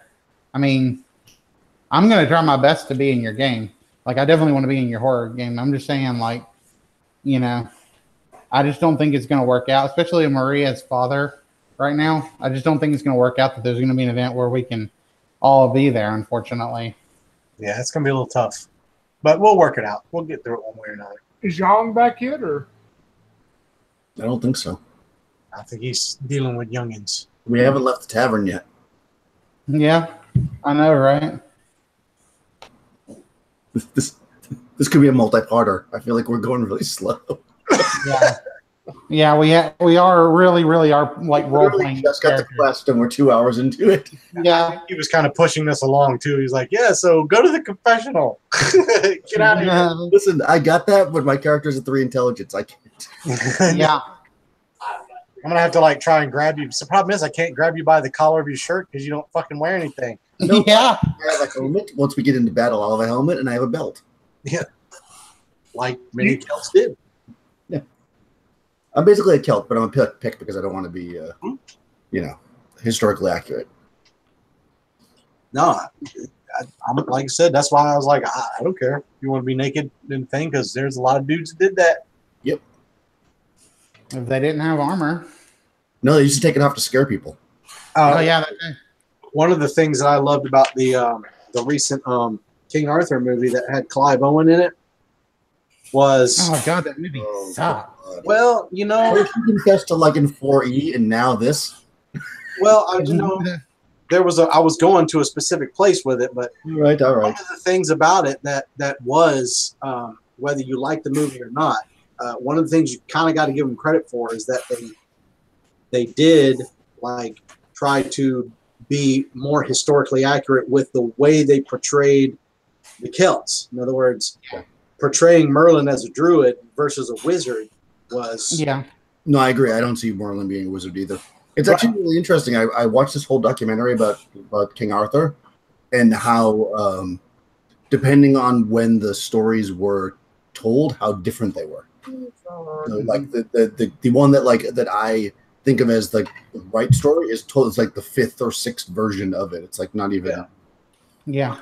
But where I was going with it was they were talking about Keira Knightley and the ladies that were fighting and how they wore the barely covering leather stuff, and everybody's like, "Oh, blah blah blah blah." I was like, "Yeah, well, you know what? That was just to keep it PG or whatever, because technically." Those women would have all been naked. Would y'all have preferred that? I mean, I know I would have, but I'm good with that. Yeah, I really hate when when FJWs and stuff like that try to step in where they're not not wanted. It's because I'm totally for respect for women, and it's this is a film that's trying to be historically accurate. Like, you know, and besides that, if women want to walk around naked, they should be able to anyway. Well, So- exactly. But my thing is that, you know, technically, everybody's like, well, these people, I was like, you know, technically every single one of them people would be naked. But Yep. trying to make it somewhat family friendly, cut them some break. You know? Yeah. I mean, they would have been. Like, the only thing I didn't like about the author movie was the way that they cut it.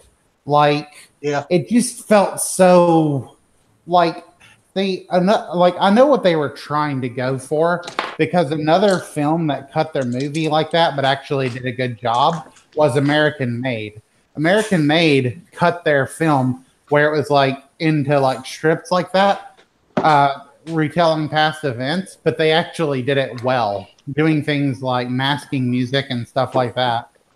Well, the problem with And I just felt like author didn't do it well. It was just too jarring. Like, you're in one scene and all of a sudden you're completely somewhere else. You're like, what the fuck is going on? the problem with the King Arthur story is that there's too much story to tell to do that. So, Yeah. Well, they were trying to. Okay, is everybody back? oh yeah, we were waiting on you, bro. Sorry, guys. That's Took a okay. little while. Oh no, hold on. I got 4 of them. I understand. Well, I don't have any of them, so you're gonna have to. You're gonna have to explain this to me a little bit. All I have is a fur baby. Mine, my youngest one finally got his first job working at Chuck E. Cheese. Nice. So, yeah, he's pretty excited. He likes it. Okay, back. All right. All right, guys. We ran to the So, confessional. You guys just ran into the parishioner's chamber, where you see the confessional booth in the back. And that's where we are. I guess all 4 of you guys are there, along with the knocked out, unconscious captain or one of the. Well, Pict was running towards the door, but when Farm sees this, he says, "Hey, brother!" And like in such a way that Pict can realize it's coming from him. He says, "This way, brother! Nice cut of your jib." Yeah. Nice. Seeing his naked body. Yeah. So, Okay. Recognizing the compliment, he's pretty happy. I'm gonna run towards the confessional since I don't want to carry this guy because he's very heavy, although I am kind of strong. So I'm just gonna reach up with my sword and slice his head off. Because he's got this robe wrapped around him, I'm essentially gonna make a sack. You know what I'm saying? I'm gonna like cut the head and the robe at the same time, so his head remains inside the sack. God. Okay. Yep. Okay, that's all I wanted to say. Anybody run past want to them. intervene, or you guys are all okay? Nah, I No. don't care what he does. When Farum sees this, he's gonna and then he's gonna let Pict run past him towards the altar, and he's gonna say, "We're gonna make a gladiator out of you, son." Pretty much. Okay. So we have severed the head of this fella. Druid, you didn't intervene, or no one else intervened, right? No, Arlen says nothing. Okay. I don't think All we right. would- So that's all right. So we move on to the room. So you see the confessional on the right hand side of the room. There are a couple of chairs. There's some the candles about, but that's basically it. And around the room, you see the iconography of the Battle of Red Grass that the priest was talking about earlier. So in that room is now a headless torso of right hand Frederick from our first episode. That was actually the guy. That was the guy that was actually leading the attack here, and we. Or right hand. Yeah. You guys are all ready to search the room or do whatever you want. Yeah. As a dwarf, well, we're not underground, are we? No, you guys are not underground. You guys Okay. still have the door to the parishioner's chamber open, are they just closed, or are they barricaded? What's going on? You hear a lot of commotion out there, and you hear the screams of the Father Xavier trying to, fight against a couple of guards or something like that, and struggling to keep the door closed. Okay. Since we're inside like a stone building, like I think my powers are supposed to be specifically for underground, but I'll ask you. Okay. Because it says, like, for example, that I can detect new tunnel or passage construction. And that I can detect sliding or shifting walls for a room.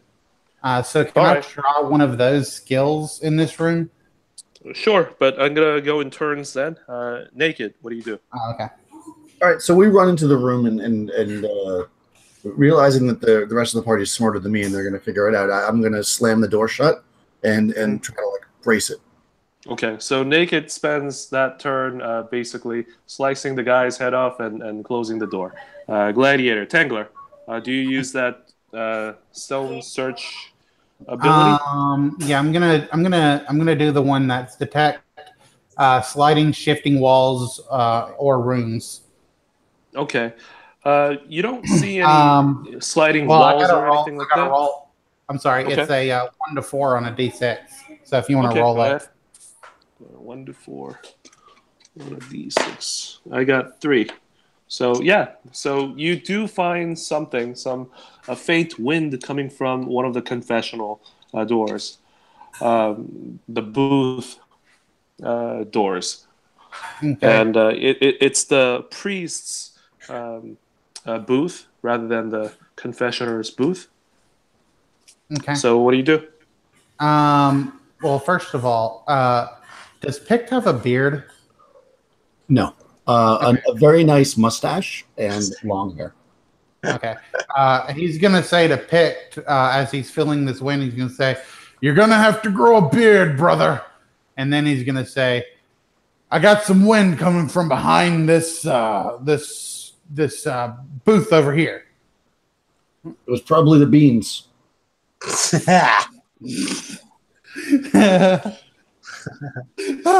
Okay. So it's Tig's round. So Tig's going to basically move towards the door of the because he wants to get the hell out of there. So he's going to look back at Naked and basically go, "Oi, party boy, let's go! We've got to go! We got to go right now! Let's go!" Just like that. So he opens the door. The door is unlocked, and inside of this place, you see a little insignia of the Holy Father, indicating that this is the booth for the clergy member. But upon inspection, you realize that a face of the religious figure that's in there, the right eye, is actually a hollow hole.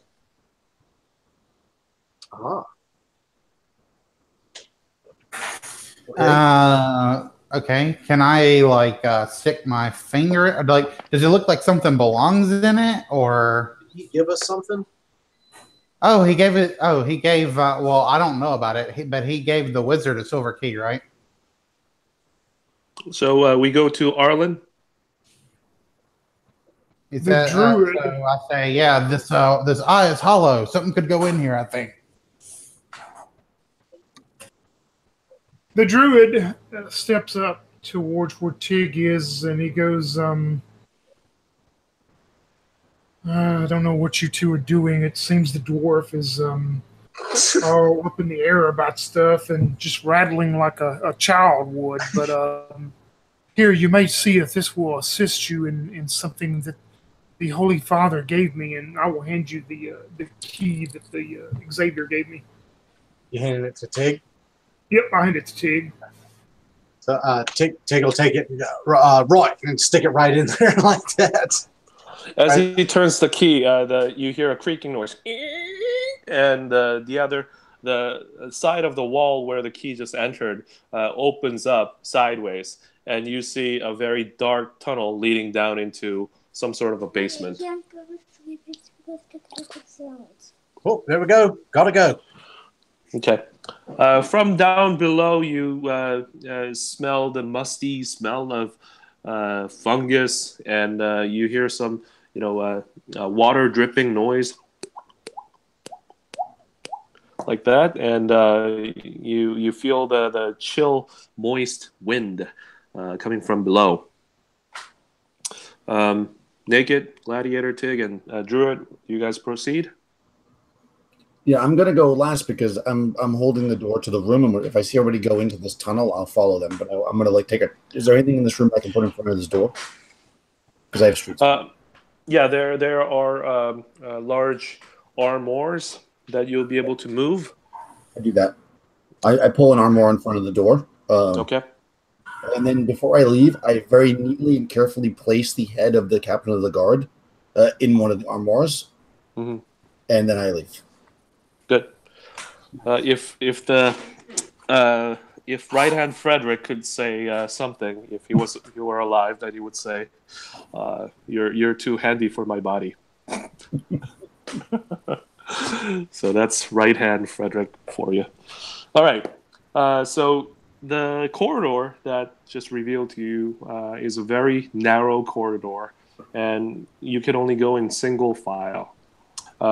Give me the marching order, please. Farum will be leading the way. He only has his long sword with him right now, but hopefully he'll be able to get his gear. Okay. So, Tangler. Number 2. Right behind Tangler is who? I mean, I'm in the back.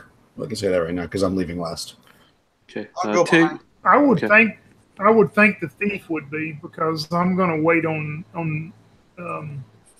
what's his name, Pick to so I'll be third. Yeah. Okay. I was saying that, but I was muted. But yeah, I'm going to go second so that I can still check for traps or whatever if we need to. Okay. So Tangler goes down first, and right behind him is Tig. Behind him is the druid Arlen, and bringing up the rear guard is Naked, the Pict. And you close the door, and as you descend, you realize that it's really, really dark and difficult to see ahead of you. What do? Do you just keep on marching down, or do you guys have some sort of a torch or anything like that? Does my infravision help me? Yeah, infravision does help you. You are able to see what's going on downstairs. You're able to see what's around you, and either side of you are skulls. Wall of skulls up and down. Nice. So yeah, and you see all the bones are actually holding the tunnels together, and with your infravision you're able to see small critters going in and out of the place. And make a perception roll, please. Try to roll under my wisdom. Yeah, under your wisdom. Okay. I got a 10, and I think I have a 10 wisdom. I can't remember. 10 wisdom. So I got it perfectly. I don't know. Yeah, you see spider webs all around the place. Okay, so what do? Do you march? Yeah. Sorry, go ahead. So I'll ask the thief what the thief will be doing as they trudge down the hall, because he's not able to see any of these things. Farum will say, hold on to my shoulder. I can see the stairs. I'll be your guide. If I light a lantern, will it screw up his abilities? Not if I'm in front of you. Not the infravision. I mean, infravision will be gone because it's too bright. But, in terms of the abilities of sensing the walls and things like that, not at all. Okay. So he would ask, do you want me to light this lantern? Yeah, go ahead. Why not? Right. So I'll light a lantern. Sounds like a good idea. So lantern is lit, and you can see up to about 30 feet ahead of you and back. I'm sorry, 15 feet ahead of you and back. On the either side of everyone is all these skulls and bones paving the wall, and you see spider webs everywhere. You see some critters hiding into the shadows.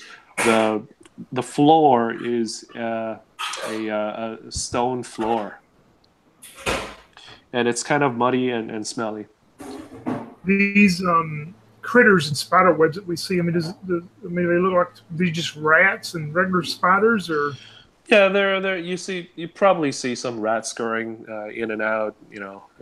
Running away from you from the light, but you see spiders, these tiny little spiders all around the place. Arlen walks up to the dwarf since he's in the lead, and he puts his hand on his shoulder and he goes, "Just a moment before you continue.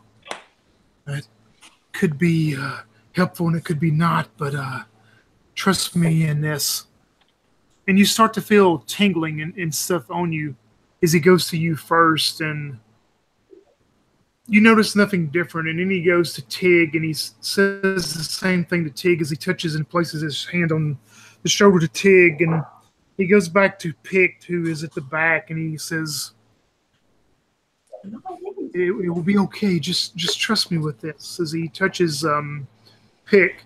And then he takes his hand and touches his own shoulders. He does. And I'm casting invisibility to animals on all four of us. Good. As we proceed down this, that we should be invisible to any normal or large, giant-sized animals and with intelligence under 6. Great. Pharaoh will say, usually only the touch of a woman makes my body tingle like that. Arlen ignores you. Take Snickers. All right, so we're continuing. Yeah, so you hear these dripping noises, and as you move forward down the hall, let's see, you see some spiders and large, about 5-inch in length or so. A few scorpions nesting on the corner of the path. But because you guys are invisible to it, you manage to step over it without alerting them or alarming them. And you continue on until you come across a double door. Naked? I'm sorry, Gladiator. Tangler is in front. Yeah, Tangler will step up and let's see. I'm going to have another ability, I believe, that can help here. Let's see. Are we underground right now? Yeah, you are. Okay. And is this is what the door and everything in front of it? Is it like made of stone? No. The door is made of wood. Okay. But I mean, like, I'm saying, like, is it made by man or like? Yeah, it's man-made, but all around you, on either side of you, are skulls. Okay. Can I do my 1 to 3 on a D6 to detect stonework, traps, pits, and deathfalls? Yeah, sure. I don't think that'll work on a door. I think it'll only work on the ground. Okay. So do you have to roll over a certain percentage? It's 1 to 3 on a D6. 4.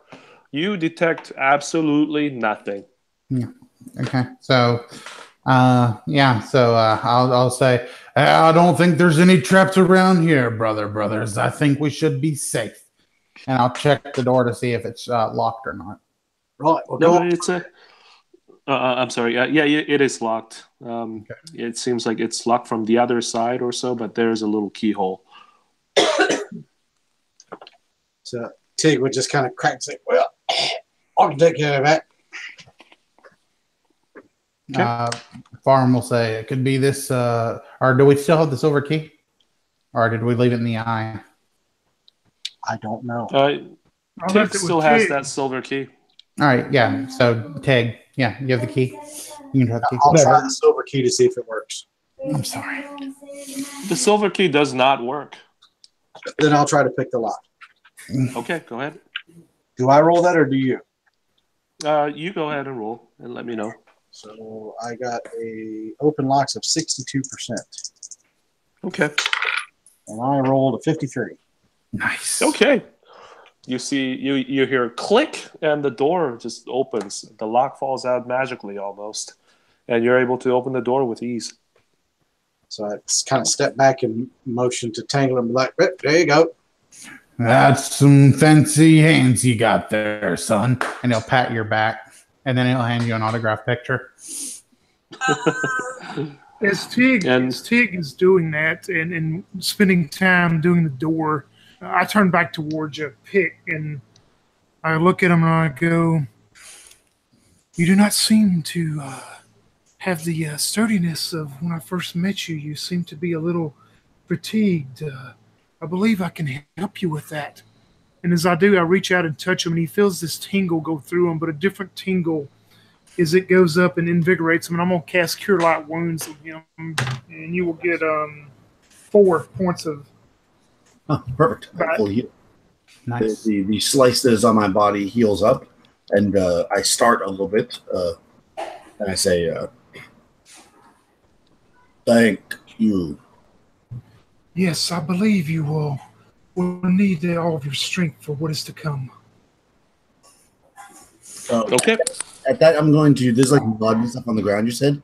I'm going to take some of the mud. I'm sorry. I'll avoid the sneeze. Bless you. Take some of the mud and start drawing on my body some of the war symbols that I do to give myself strength. Sweet. Since I don't have my stuff with me except for my sword, really. When Farum sees you, he'll pick like that. He's going to say, hey, brother, I don't mean to bother you, but I'm feeling I got a few cuts and bruises myself. Would it be at all imposed to ask a blessing on my behalf? It will be the morning light before I can assist anyone else with that. It looked like your strength was still with you, unlike our friend back here, but after the morning light, I can try to help you as much as I can. I accept that. I thank you. And he'll shake your hand, and he'll give you another photograph of himself. And when you give me these photographs, I just look at them and think to myself, have no idea who you are since I'm not from the city, but he just puts it in his backpack. These are magically copied parchments that exaggerate his muscles and everything. Hold on a second, guys.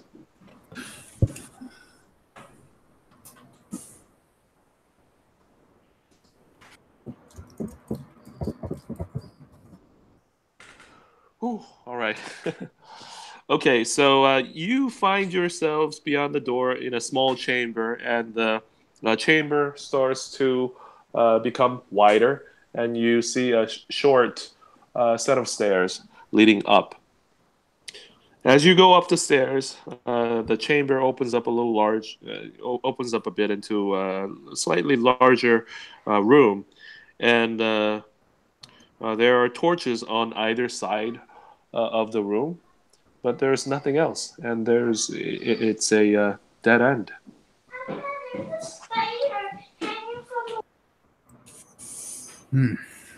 So Tig would immediately start searching. Yeah. Tingler's going to take out a cigar, and he's going to use one of these torches to light it. Okay, so Tig, do a search traps for me. I'll find and move traps. Okay. I got a 16. So my under 50. Okay, you recognize a mechanism that leads over to the torches on the either side, and as you lean over and study the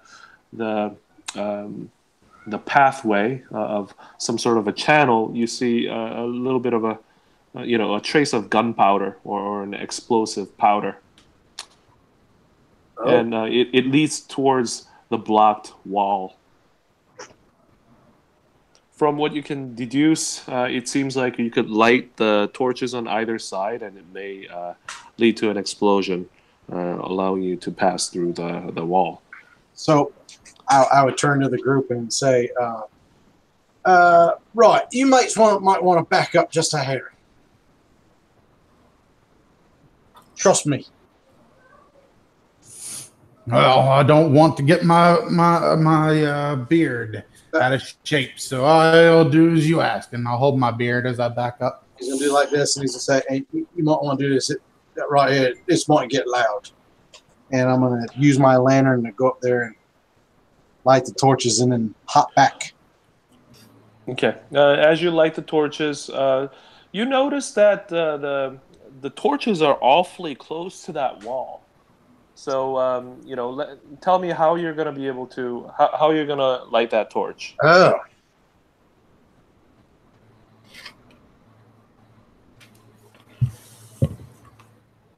Do I have to light? Does the mechanism make it look like I have to light them both? Yeah, it does. So, shit. So Naked looks at the druid and asks for the 3 pitchers that were given to you. Mm-hmm. And then he rolls them tightly together to make like a stick of paper. And then he starts picking his teeth with it.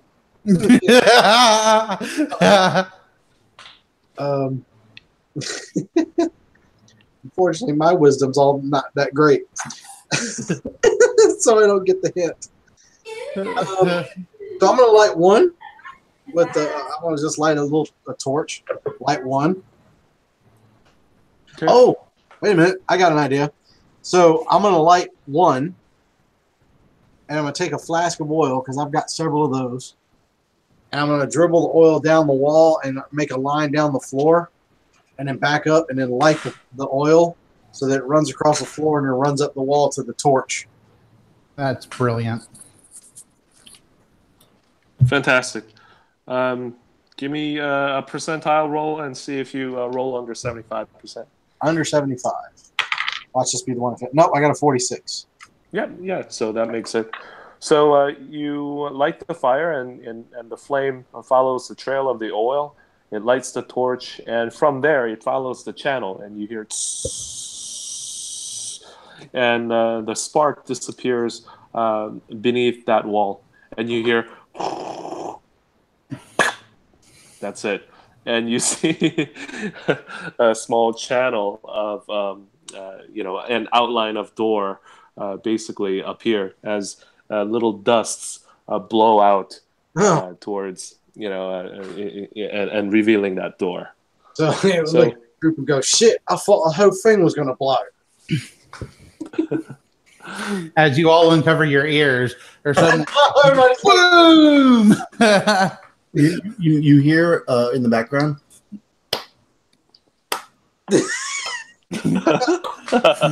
Oh, you like that, mate? Magic. So Tig manages to push the door open. I mean, which one of the characters is opening the door? I'll go open it. Okay. All right. So you open the door, and it leads you into a chamber, a crypt.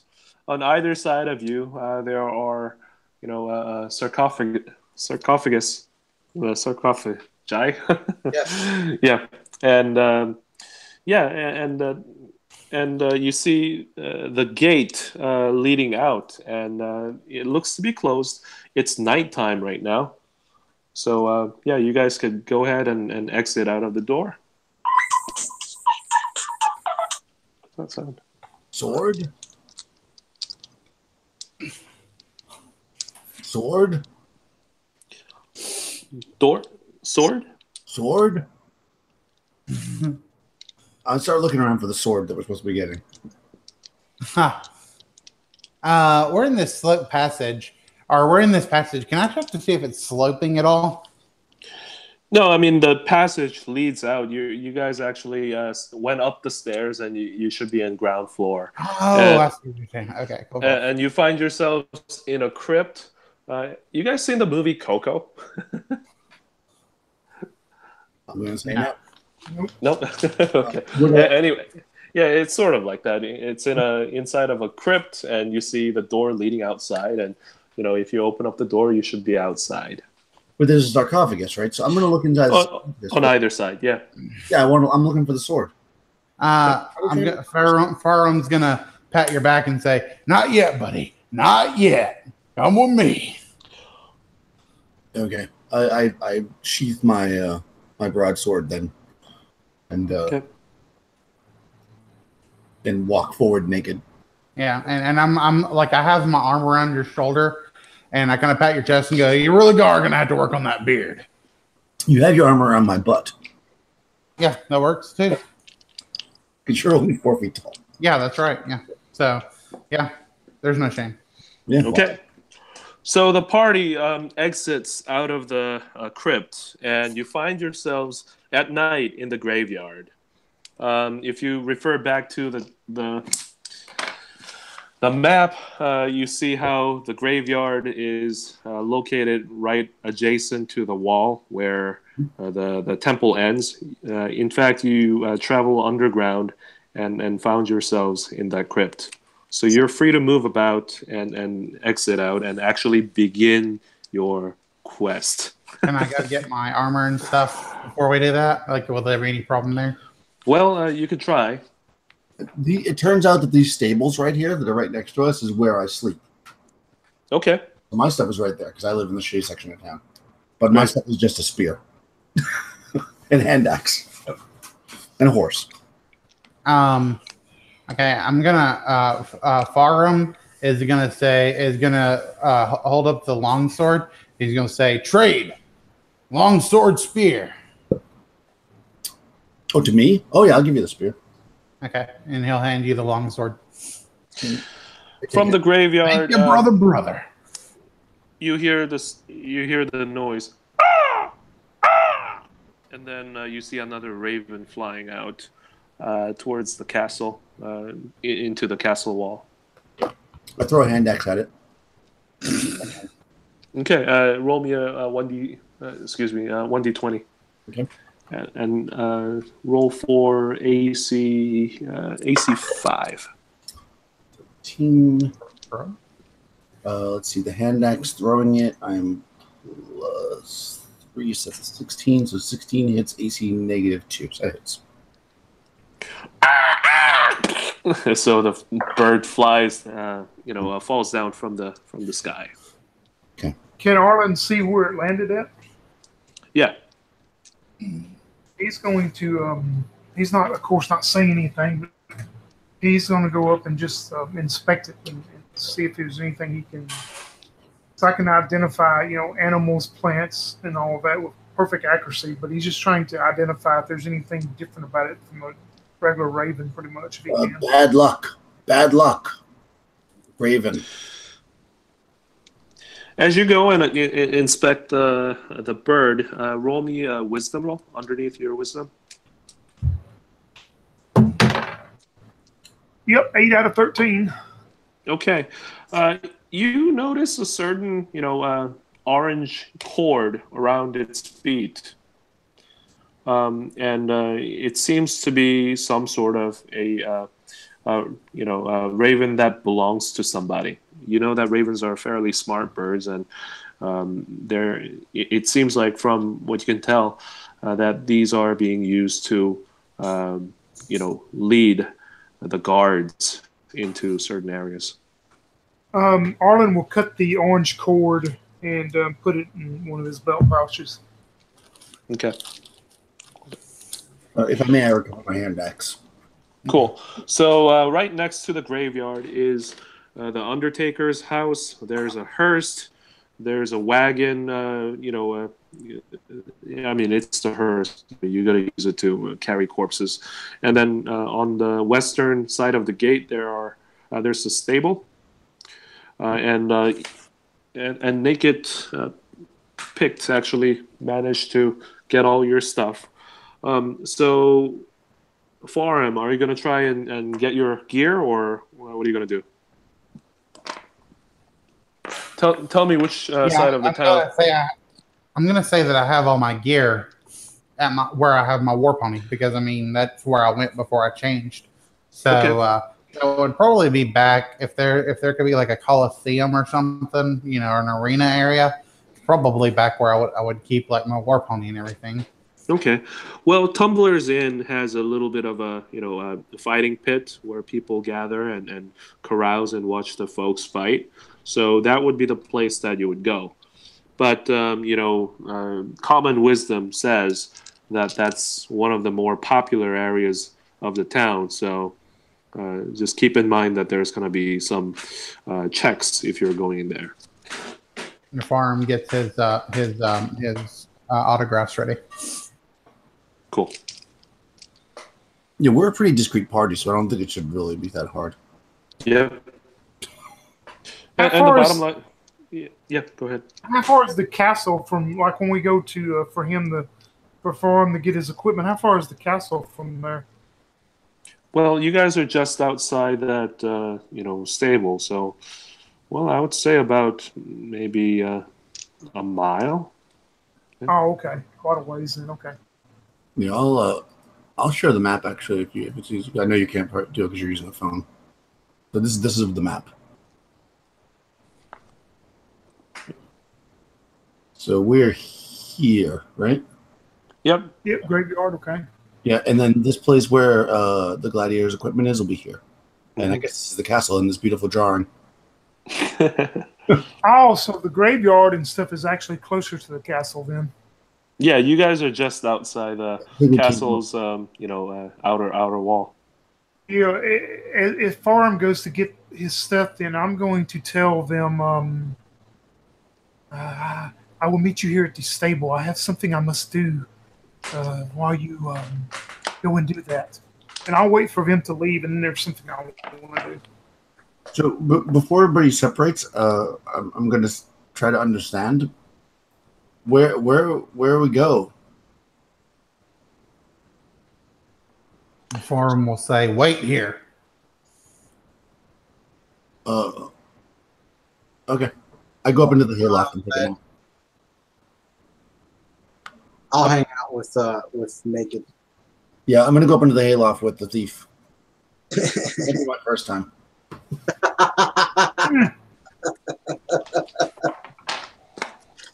Okay, we're gonna try to wrap up this segment in about 5 minutes. Yeah. So, yep, go ahead. Let's see. Naked, what are you doing?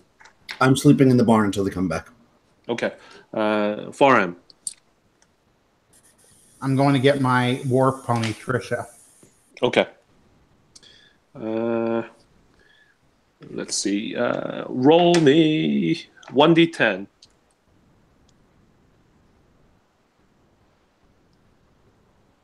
All right. 3. Okay. All right. No guards along the way, so you are able to, just pass through. Some folks recognize you and says, "Hey, it's Tangler the dwarf." Yeah. And then one of the women say, "Oh my gosh, my children love you," and they just nod and allow you to pass. I'll pose for them, and I'll hand them each a autograph. Okay. Sure. Roll me a percentile die and see if you roll over a 25%. 58. Okay. All right. Nothing else happens. So you approach the Tangler's Inn and you enter and roll me another 25% percentile die to see if there's an encounter in the inn itself. 54. Okay. You're good. All right. So you go and get your stuff and you find your pony. And where do you go? Do you go back to the stable? Yeah, Trisha and I are going to go back to the stable. Okay. Roll me 2 percentile dice, and see if you roll under 25 again. All right. Number 1 is a 96. Okay. Number 2 is a 73. Good. I was so pissed if we were playing Call of Cthulhu. Great. Nothing happens. Some folks, they just pass you by.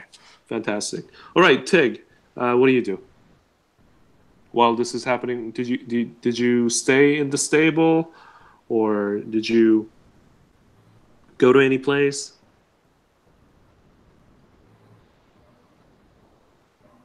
You're muted, by the way. Yeah, no, I'm pretty much just hanging out with Naked Man to make sure he stays out of trouble. Cool. Arlen? Arlen goes up to Tig and he goes, "I shall not be long. Do not worry about me. I shall be fine." And as him and Naked go on into further in the stable, Arlen walks outside in the dark there where no one sees him, and he goes, "Oh, this should work very good." And he takes the orange string and he wraps it around his wrist. And as he does, he mutters some words. And you see what was once Arlen standing there at 6 foot, wearing his leather armor and his cape and things. As he goes and poof, just like that, you see a raven appear in the middle of the air with this orange string on him. And I'm doing my transformation into a raven as I fly to the castle to take a quick scout of what I can see. Ooh, awesome. Yeah, you see that there are guards coming in and out around the church. They're carrying out the corpse of dear Father Xavier, and there's a lot of activity in the barracks. And as you're flying around the sky, you see 5 other ravens cawing and circling the sky. Also, you see a lot of activity towards the main gate out of the place, and on the western side, there are 2 ravens circling near near the slum area. So it's all over the place. So when you travel, you should be fairly cautious in not standing out, because they really don't know exactly what you look like. I mean, all the folks that saw you are dead, and they know that someone met with you. Somebody met with the priest in the church, but they don't exactly know what you look like because you're being shielded by that pendant. Yeah, and as I see all this and take all this in, as I fly back towards the stable and seeing a clothesline or something, I'm going to fly by as I pick up a shirt or something, a man's shirt or whatever from there, and I pick it off the clothesline as I take it with me back to the stable and fly down to the ground where no one's watching and transform back into Arlen. And I take this shirt into where Tig and Pict are, and I go, "There are very troubling matters I have seen. Please do not ask of how I have seen this, but visions and things have shown me Father Xavier has been murdered. It is utmost importance that we find the brother at this keep and the sword and return them both here to stop this dark deeds that are going on." But as I turn and look at Pick and I go, "It would be best that you try to disguise yourself somewhat, at least until we get out into the countryside." And I hand him the shirt for him to put on and wear once we try to leave the city. I'll put the shirt on. Why not? I put it on and I have my sword strapped on me in my hand axe. You put it on backwards. No, I know how to put a shirt on. Oh, come on. That would have just been awesome. Because you don't ever wear clothes, and then you have a 3 intelligence. Never mind. Okay, so while that's going on, because they know that you guys escaped through that chamber, there's somebody probably trailing you from the path that you've taken. So roll me a 50%. Roll a percentile die for me for the entire party, and see whether if you make it over 50. Who wants to do that? Tony? We'll let you do it because you block the door. Try to block the door from. I did block the door. All right, I'll roll it. I'm rolling a percentile. I rolled a 35. What am I trying to get? You were trying to roll over the over 50%. So do not do that. Okay. So as you all gather together and you guys are still in stable, you hear a lot of commotion outside. And when you spy out the door, you see two guards that are dressed like the other folks that you've encountered before, and you see one man in dark robe motioning at the other guys, saying, "Search around the place, be thorough." And then he motions at one of the guards in the back and says, "Search that way." And then he points, but you notice that his middle finger is missing. Are they coming towards us, you say, or not? They're around the stable. Are we all back now? Yeah, am I back at the stable? Is Farum? You guys are in the stable building itself, right? Yep. Yeah, but around the stable are guards searching around. It seems like you notice that it's probably within a certain matter of time that they'll be able to find you unless you do something. Is Farum there as well? Yeah, Farm's there. Okay. You've returned. Have I had enough time to get my gear on? Uh-huh. Okay, cool. Well, I'm gonna get once Rody gets back. I'm gonna get on my my horse and leave town. Yeah, okay. I'm on my warp pony. I'm ready to go. Are these three guys still are they all pretty much within a 40-foot cube together? Yes, they are. And I guess there's grass, weeds, bushes, trees, and everything around where they're at? No, because, as you know, there's a blight going on in the land, and a lot of these trees are withered, and it's not as lush. But you do see some patches of dry grass. Yeah, I'm going to hope this works then. And as we're mounting up on our horses, and Arlen doesn't have a horse, so he leaves it to Tig to pick them out one to borrow in the stable. But as we begin to ride out, I look at where this grass is and these weeds, even though they're dried up and brown looking. I look towards them and I speak to them and I go, "We shall return vitality to you soon. I will do my best to bring back the lush greenness, but I need for you to muster every strength that you can to help me at this moment." And I'm going to cast Entangle, and as these grass and weeds and stuff come up to try to entangle these guys where they cannot move, and they all get a saving throw to try to escape it. Let's see. It's a 40-foot cube that will actually grasp up and do all this. Okay, two of them fail. One of them make it. One of the guards, actually, one of the guard that did make it or move out of the way, he grabs his bow and shoots at you guys because he's able to do so. The only thing it does to the one that's saved is his movement will be slowed to 10 feet, so he can't. He can still move, but he can't move very fast. Okay, so what's the escaping order? Who's in the back? I would think Arlen would have went last because he's doing this while the rest of the group's coming out of the stable. But that's just my thinking. Yeah. Okay. Yeah, I agree. Riding bareback. He rolls 1. It's a wild miss and says, "Whoa!" And the arrow just flies up in the air, shoots down a raven or something. Right. The other guy, because they're still slowed that they can take their action, the other guard fires his crossbow at you and hits armor class 3. Does that hit? On me? Mm-hmm. Oh, yeah, that'll definitely hit me.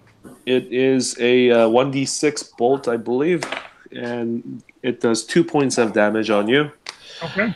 And at the same time, the guy in dark robe, he says, "There they are! Stop them!" And he stretches his hand and casts something. And everyone is in what vicinity? I mean, how close are you guys? I mean, you tell I can't busting out of the stable running as fast as possible. I'm assuming I would probably. I mean, Farm might be first because I mean, like I've been leading the way this whole time. Okay. And my work. Well, actually, you know what? Pick will be first because he's riding a horse versus me riding a war pony. Right. What's the range for confusion? You guys have that handy? Can't think I'm of going to try to look it up. Hold on. It's a wizard spell? Yeah. Is it what level? He is level 7. Well, No, the spell. Do we know what? I think it's 4th level, but I'm not 100% sure. Well, actually, the character is level 7, but it is a 4th level spell. All right, I'm almost there. Hold on. I'm trying to look it up. The race is on. Could our book say? Like, yeah. Confusion Yeah. is range is 120 yards, 60-foot cube, up to a 60-foot cube. Yeah, I mean, he's pointing the target in the center of the group, so you guys would be all included in it. Roll me a 1d6. Excuse me, your saves, and let me know whether if you guys make it. Saving throw spell. Making a save versus spell. Okay. Yep, save versus spell. All right. Let's see. Oh, that's I'll great. pass by 1. Oh, just made it. 13. We gotta roll over, right? Equal to over. Just made it. I rolled in that one. Oh, God. So my spell resistance isn't helping me very much right now. Okay. What about Tig?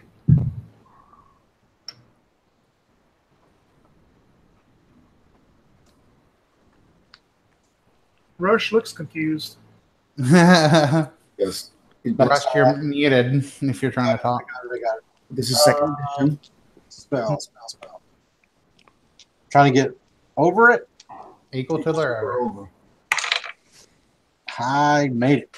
Nice. Okay, so who's riding with whom? So Druid Arlen is riding with whom? Arlen's at the back, so he's probably a good, 10 feet behind the rest of them because he cast that spell to try to entangle him. So he's probably 10 feet behind. He's not sharing a horse with anybody? No, he got Tig to borrow a horse for him out of the stable, pick him one out. Okay. All right. So Tig, the naked Tig and Arlen, you guys all ride ahead, and for him, he is. I don't have that table. Roll d10. I have it open. Okay, great. Thanks. 5. 5. Stand confused 1 round, then roll again. Okay. So he just halts and says, "Oh, what's going on here?"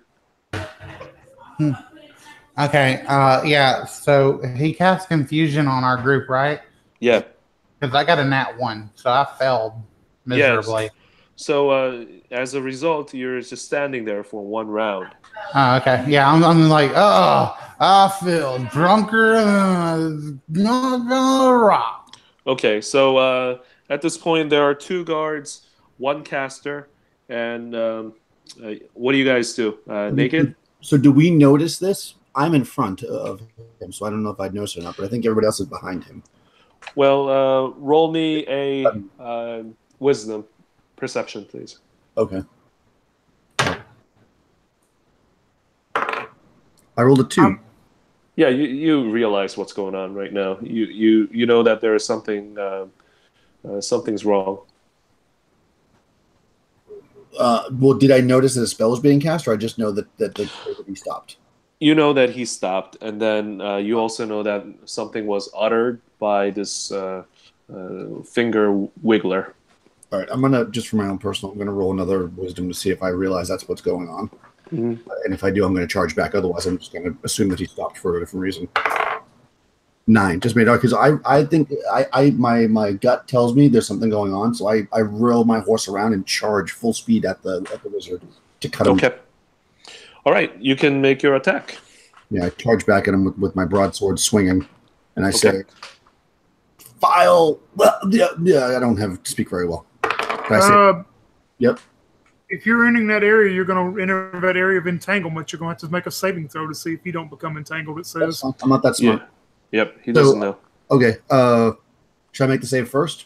Because will it affect me getting to the person? Well, the way it says, any creature entering the area is subject to this effect. But no, I got you. So, do you want me to make the save first to see if I can even attack? Is that the best way to do it? Yes. Okay. So I made it because I rolled a 19. That was my attack roll, but I made the save. Great. You're able to enter and attack at the same time. So now I'll try to attack. Oh, that's a 17. Okay, so that's still good. So 17 on AC. Plus, okay, that's 22. So that's a negative 8. That's a hit. Damage, please. All right, 2d4. Oh, 2 4s. So 2 4s plus, so 16 points. 16 points. Woo. Nice. Maximum damage from me with the sword. Oh, man. That's awesome. Sword of Omens. Yeah. Okay. I love So, yep. Next. We'll only get one attack? Probably. Because I know it's 1 and then 2 and then 1, right? No, I get 2 every round because I specialize. Oh, really? Okay, go ahead. Okay. Attack him. Oh, natural 20. But there's no crit. So it just hits. Okay. This guy. All right, hold on. Let's use the 4 set. A 3 and a 4. So 7 plus 8 is 15. Okay. Ah! He's just barely standing. Yeah. He says, "What are you doing? Attack him! Guard me!" All right, Gladiator is looking up in the sky and saying, "Ooh, it's a nice, beautiful day." Or it's actually night, but that's that. Tig, what are you doing? So we're on horseback. Did I understand? Yeah, you guys are on horseback. Yep. Well, I mean, all I have is a short sword and darts. Okay. Darts have a rate of attack of 3. Okay. So you can make 3 attacks with the dart. Okay. Well, then what the hell? Nice. So I'll attack the one that Daniel just attacked. Is it still alive, or did he kill it? He's still standing. The mage is still standing. All right, I'm going to go for him. Okay. First 2 are 19 and 12. Okay, that's a hit. And the third one is sorry. Another 12. Okay. The first one hits and catches him in the neck as he's about to cast something, and blood spurts out of his mouth, and the guy tries to flip you a birdie, but he doesn't have middle fingers. He just falls dead. Nice. It's like, ah! And the other 2 guards look horrified, seeing how you guys just took down Middle Fingers Thaddeus, one of the Duke's hands, and but they still continue to fight. Yeah, all right. Just to be clarified, one of them, the deal lasts for 1 turn, so I guess that's 10 minutes in this edition also. So the one will still be entangled for 10 minutes. And the one that was not entangled, he can try to move out at 10 feet around. Right, but they're wielding like ranged weapons right now, so they're gonna stay in the area and fight with melee weapons if you guys engage them, or shoot melee ranged weapons. What Arlen is going to do is he's going to ride up to the dwarf, and he's going to take his staff, and then he sees Pick being over there riding into this entangled area, not knowing if he's safely made into it. He's going to take his staff, though, at the dwarf, and he's just going to conk him on the head, his helmet, and he's just going to go, "You're under something. You've got to snap out of this. We've got to leave now." And mechanically, I'm just trying to maybe give him some kind of bonus on his next save. Okay. All right, take 2 for next save. Okay, now it's the guard's turn. He looks at the one who basically did huge damage, the naked guy, and charges at him, or tries to, in this slow-moving, entangled state, and he rolls 9. That is... Let's see.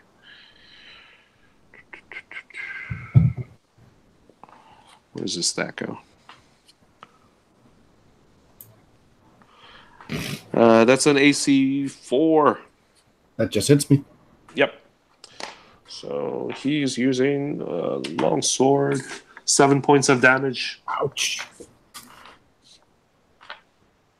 Okay. And let's see. The other fella is going to attack 2. So he misses.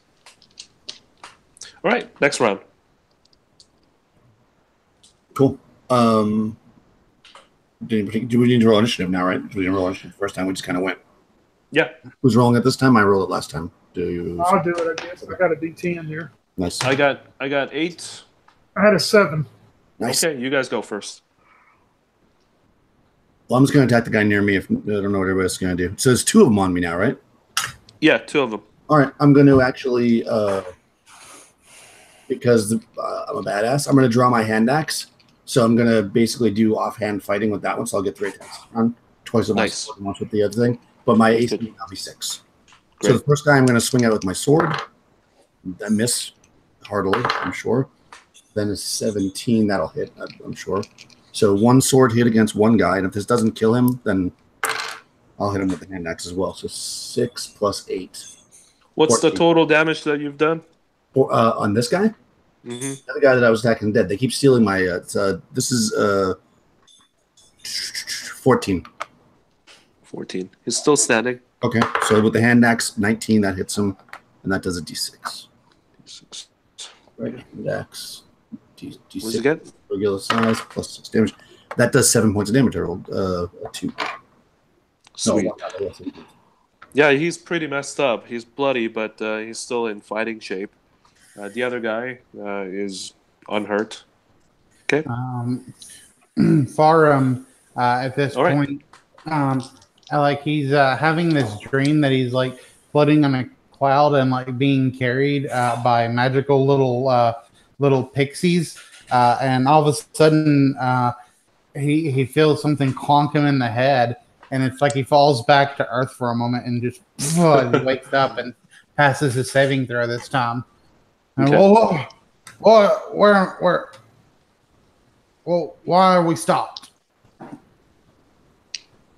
We gotta get out of here, brother. We can't be stopping for nothing. Come on, everyone. We gotta go now.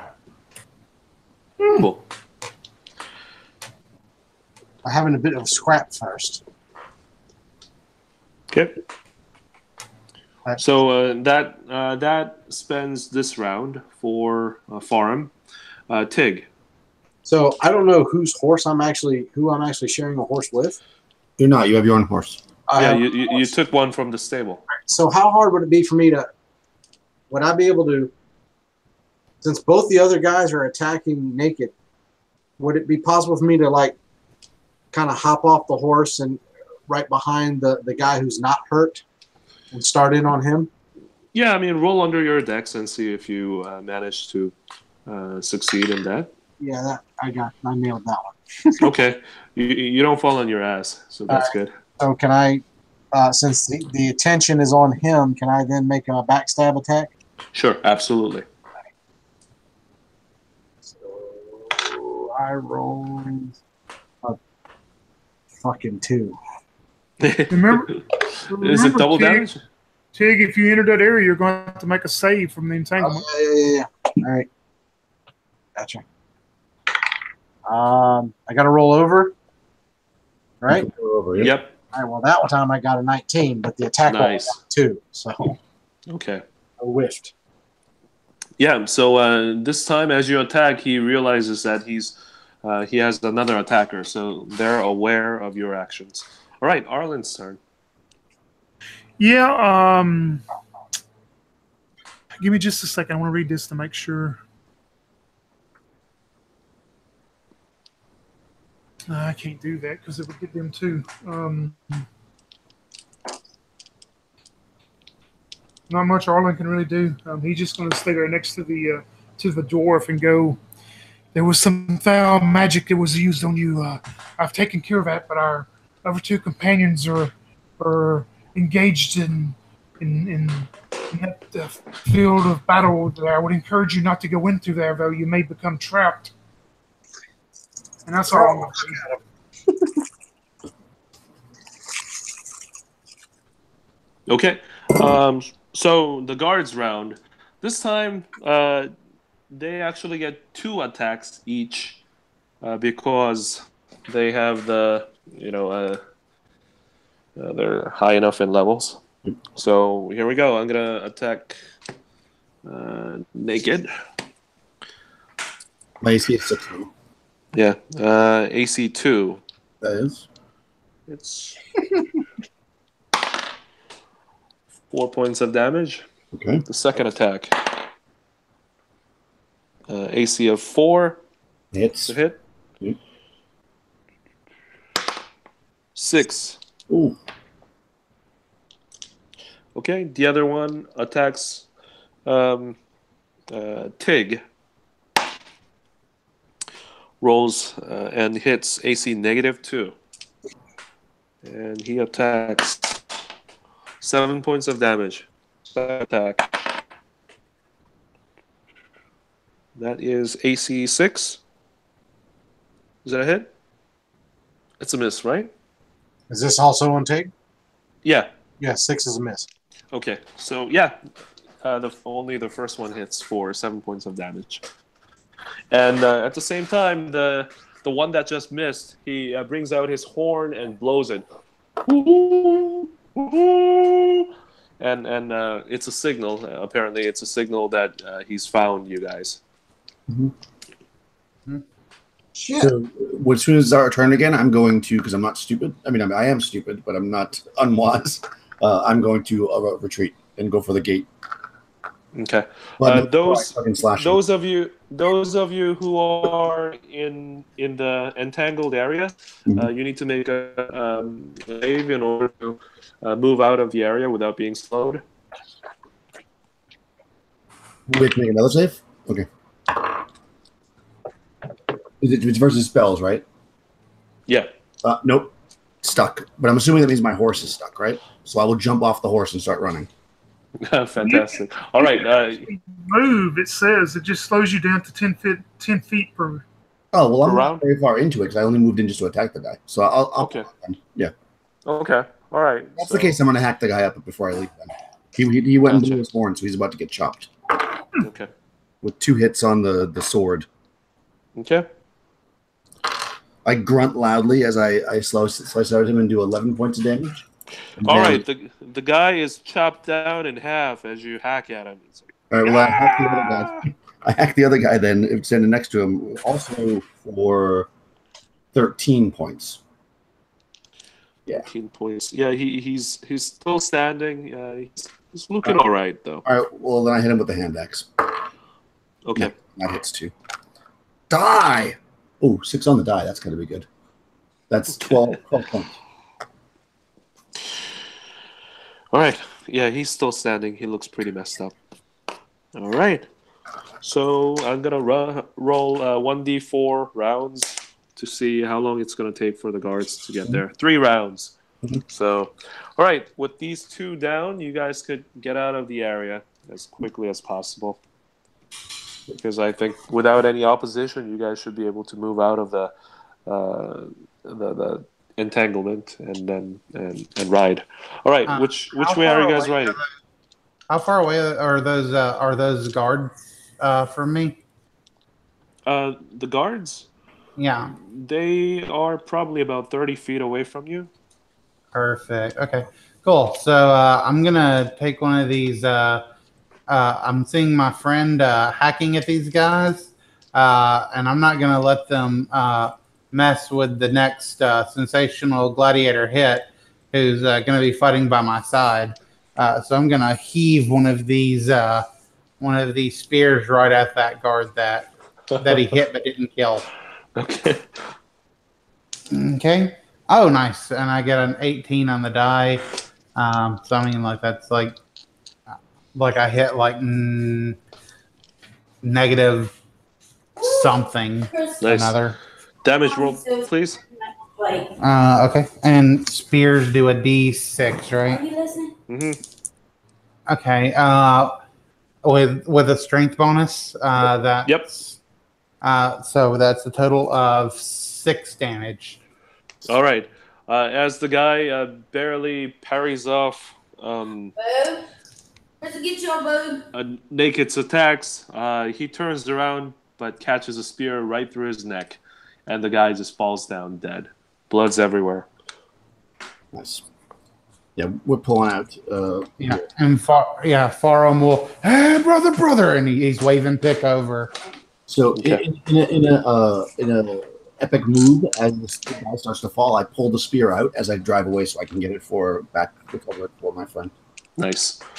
All right, so you managed to do that without any problem, and you guys are. The battle just took place right next to the Cartwright's shop, and you gallop down the main entrance or main gate. Is that where you guys are riding towards?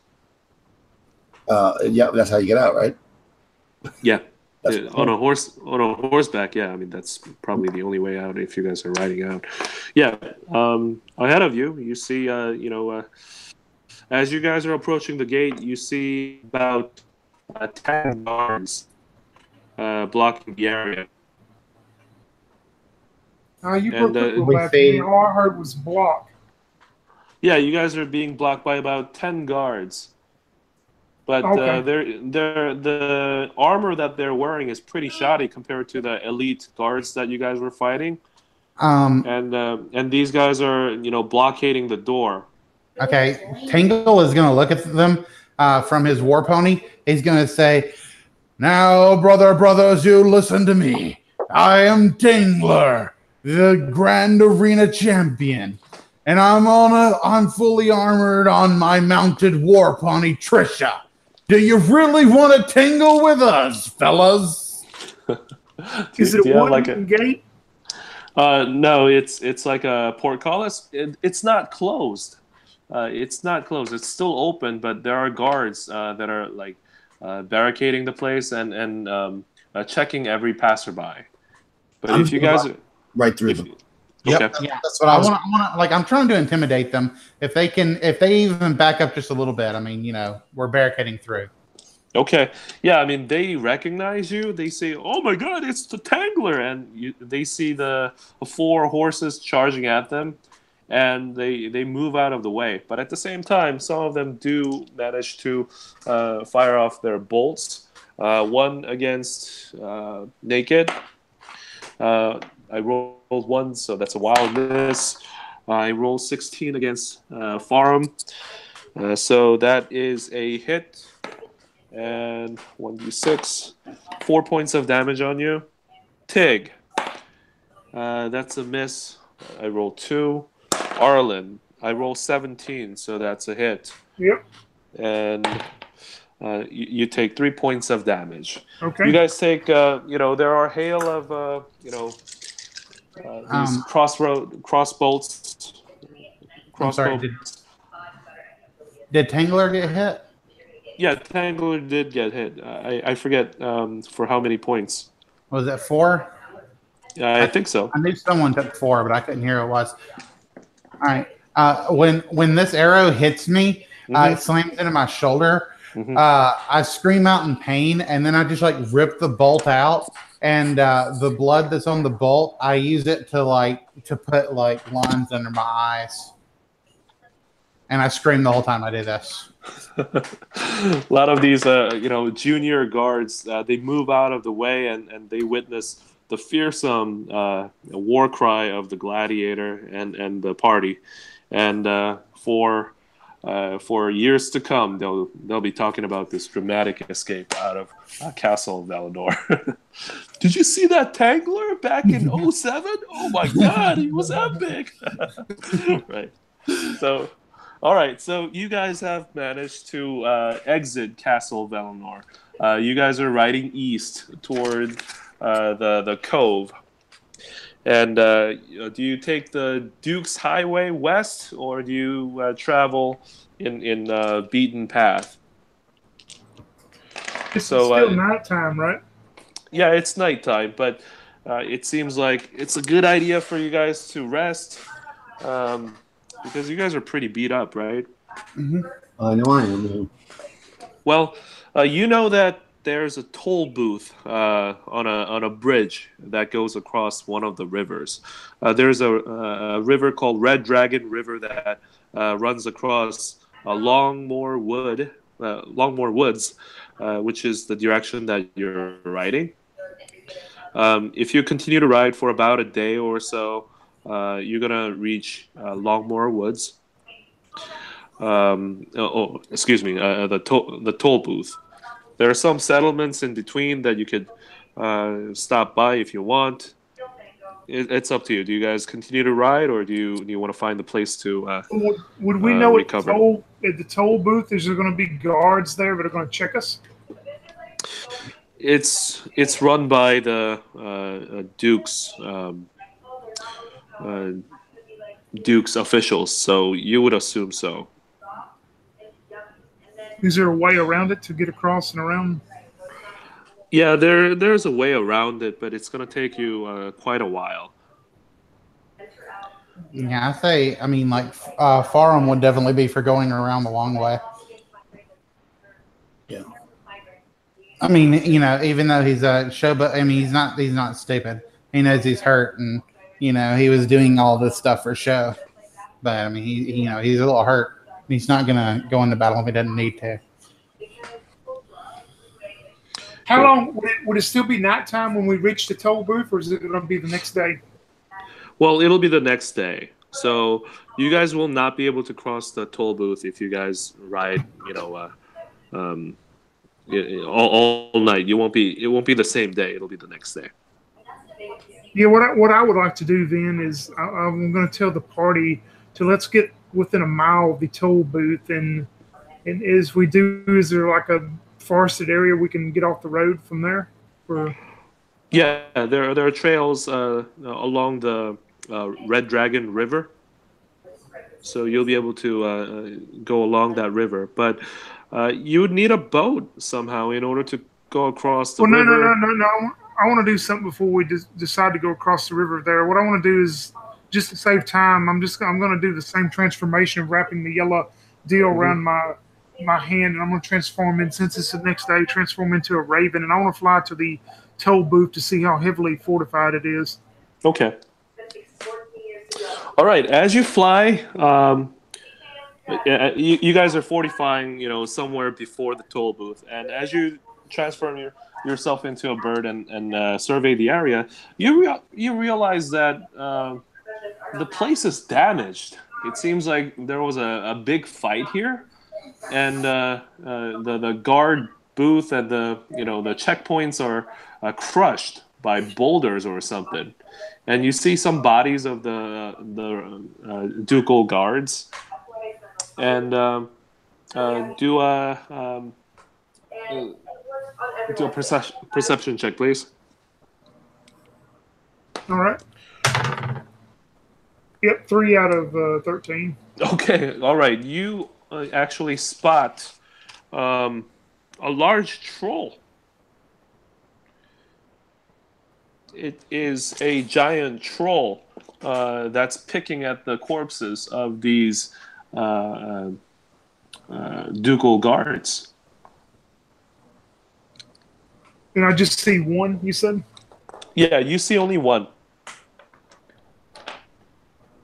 I'm going to, stay flying in the area for, 15 more minutes probably or whatever, just to see if he ever leaves in that amount of time. All right. In the meantime, while you're flying around, you find one additional giant troll. So you see 2 of them total, but you don't see any more. It seems like there has been a battle against these trolls as they ambushed the toll booth on the bridge. Yeah, and if I still stay around that area, within 15 minutes, I'm going to fly back to the party, and as I transform back, I just go to look at the party and I go, well, the toll booth is not being protected anymore by any of the King's guards, but there's never a slight problem there. There appears to have been a recent battle where it appears to have been a large battle where two trolls have attacked the king's guards there at the toll booth. So if we continue to go this way, we're going to still have a battle ahead of us. Troll or toll? There's two trolls at the toll booth. That doesn't sound right. You know what? I wrestle these trolls all the time in the arena. We can take two of them, and I'm going to look at that. Two troll at bridge. I don't like trolls. I don't think we got time to mess with these fools. I slap my horse's butt, and I say, "Fast horse." I hear you, brother. I can keep up with you on my war pony. Trisha. You two do not put into the wisdom of knowing that if we try to find a way around, we are not going to be able to cross the river without taking a chance of losing our horses and probably our lives. But we can either do that or we can go to the toll booth and take out the trolls. Well, we could just ride past the trolls, most likely. Doubt they can keep up with Trisha here. So no, but I'm sure the rock they throw at you can definitely take care of you and Trisha both. So there are two ways to go around it. If you go up north, then you'll be able to travel along the edges, shores of banks of Red Dragon River. If you go south, you'll be able to go down to Upset Orchard's Cider House. Basically, it's an orchard where they produce some wonderful tasting ciders. So you could go down that way, but that's going to take you a couple of half a day's ride. Would we still have to cross the river? Does it run there too, or not? No, you'll be able to bypass that. There are some hills and natural bridges that you'll be able to cross. Yeah, that's Arlen would be going towards the orchard then. Okay. Sounds good. All right. So you guys ride toward the place. Do you guys rest at all, or do you just simply ride towards the orchard? Well, we rested that night, right? This is the next day? You transformed. Yeah, this is the next day. Okay. So let's do... roll me 1d6 and see if you get one. Ready? Hey. Everybody, or? No, just one. Gosh. Go ahead, Crystal. Okay. I got a 5.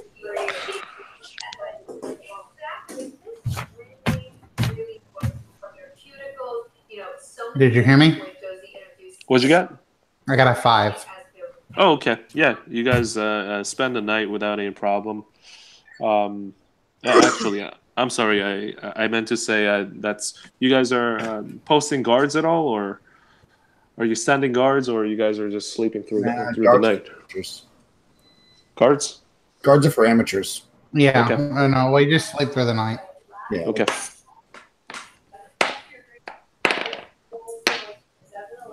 Yeah, you guys are all good. Okay.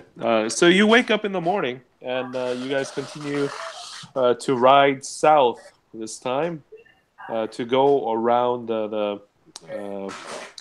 river, basically, and head down to the community of Upset Orchard's Cider House. And as you ride into it, you see a lot of these gnarly trees, apple trees, all around the place, and basically a brewery. Do you guys stop by, or you guys continue to ride?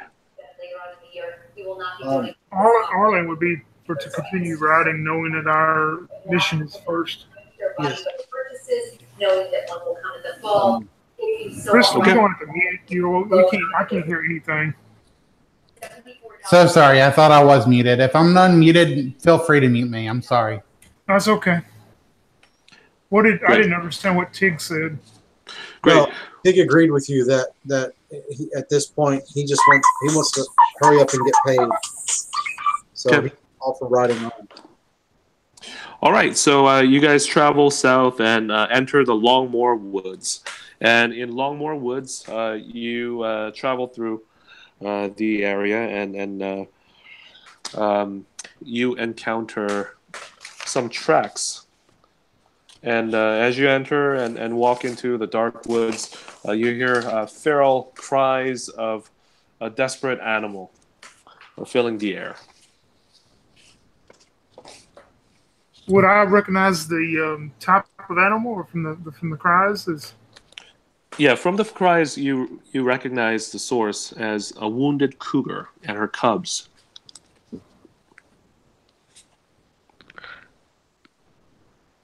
And it sounds like it's pretty close to us. Yeah, it's actually straight ahead of you guys. I mean, is this in any way related to the sword? Not at all. Okay. But it's in your path. I'll say I think we should just ride on. I don't want to know what's making those sounds. Okay. If you're riding just straight on, then you'll encounter a wounded cougar and her cubs. I was going to try to do something, but got cut off. Oh. I'm going to Okay, cast that invisibility to animals on all of us again. Okay. So that we can safely go through there without the cougar and all them seeing us. Excellent. Past the thicket and about 100 yards away, you see an animal caught in a snare, bleeding, basically. Do you go to inspect it at all, or do you just go past it?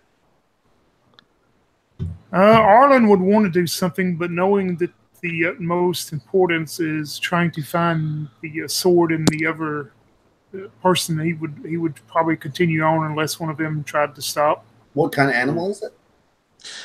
It's a cougar. Okay, so did Arlen tell me that if I attack anything, that the spell would disappear from me? That's what I was trying to look up real quick to see if it does. Because if he didn't say that, I'm going to. It's cutting like a snare. I'm just going to go by and just like cut the snare. Okay. Yeah, I mean, if I can, I'm just going to we're inexplicably invisible to this thing, so I'm just going to walk up and slice the rope that's holding it if I can. Okay. I don't want to see an animal tied. All right. As you do so, you see rustling in the bushes and jumps out 3 dwarves and says, "Hey, who goes there? We have you now." And I pointed at him and I said, "You can't see me." I am Stabby. And it says unless you attack. If you attack something, then you'll become visible. Okay. If you open like something, but anyway, it's invisibility from animals, right? Right, but I have a 3 intelligence. Yeah. So the dwarves are still able to see you. So they come out and say, we have you now, and they surround you. I'm gonna speak out in Dwarvish, and I'm gonna say, "Hey, brothers, are you sure you want to tangle with this group? Because we've been through too much to be handled by the likes of you." One of them says, "Oh, he speaks Dwarven," and then he turns to another. Dwarf. You are a dwarf, right? Yeah, and he recognizes you as one and says, "Hey, Smashy, he is a dwarf as well. Maybe he came to join our band or something." And the other one turns to him and says, "Hey, are these the ones that we're supposed to be looking out for?" And out of the shadow comes out 4 more dwarves. Actually, 3 more dwarves. And there's one on the tree says, "Hey, they fit the description, right?" And they all look at each other. It's like, yeah, they look like the ones that we're supposed to stop. Lady Snowblood said that we ought to stop them. Do you not know who I am? I come in at 48 inches tall, 150 pounds of all muscle. I am the one, the only Tangler. And I'm going to take my net and I'm going to start swinging it above my head. Okay. As soon as they say that about trying to stop us and all that, I'm going to cast Entangle on all of them in the 40-foot cube. Oh, Excellent. yeah, that'll work too. Cool. Excellent. Okay. Yeah. Let's see. I roll 1, 9, 1, 10, 1. Oh my god! I rolled like 3 ones. All right. One dwarf made it. The other ones are all slowed down and entangled. And this guy. The one guy who made it, can I throw my net over him? Yeah, sure. Why not? Okay, so like it's a +2 net, and because it's a melee weapon, I get my strength bonus to it. So I get a +3 to hit him, and then all the fun begins. Okay. Roll. Nice. Roll, please. I hit armor class 1. Yeah, you got him. He's caught. Okay. Nice. All right. So he can try to make a saving throw versus my strength to try and get out of the net on his turn. He rolls 15. Okay. And let's see. What was my strength? And it's a +2 net. And I specialize in the net, so I get another +2 from that. Let's see. I get a total of like 14, 15, 18. A total of 18. Cool. All right. Yeah, I mean, he's still bound. Druid, Arlen, could you roll a perception check? Yep. Never passed. 6 out of 13. Okay. You hear rumbling noise and rustling movements in the woods, and you will begin to recognize the sign as the movements or the signs of a tree ant approaching you guys. And one of the oak trees that were in the midst of the forest begins to move and walk toward you, and I will start to speak to it in tree ant because I can learn the language. I picked that as one of the deals for my woodland creatures. So I'm going to speak to it in tree ant. Okay. Before you do so, the tree ant says in its language, first the blight and the death of trees, and now these creatures come and harm the woodland creatures. For what? To lay ambush? They will not pass without being punished. And tries to raise his arm to attack the dwarves or something. But you step out and you're allowed to speak. Yeah, I speak back to it in Treant, of course, and I go, good friend of the forest, we on a very important mission to obtain something to hopefully negate the blight that has taken over the forest. Please let us pass, and we will continue on. You shall do with the dwarves as you see fit. I have them, of course, as you can tell, entangled for the moment. They will not be moving for quite some time. They are yours to deal with as you wish, but we must continue on. And I switch totally back to common and to the party, and I go, this is a friend of the forest. He will take care of the problem of the dwarves. We must continue on. I'm gonna ride off. I still have my net. I'm gonna be dragging this guy behind me. Great. So you guys continue to pass through the Longmore Woods, and you pass it because it's pretty late, guys. I need to speed this up, right? Sorry about that. You guys managed to pass the Longmore Woods, and what do you do with the dwarf at the end of the, as you move out of the woods? As we're moving out of the woods, do you ask him questions or what's that? I'm sorry. I was gonna say, like, if we're gonna ride on with, because I don't think there's anything we could ask really. If you guys don't say any different, like when we get out of the woods, I'll just like bring my net back, and he'll just like fumble out behind us, and we'll just keep riding. Okay.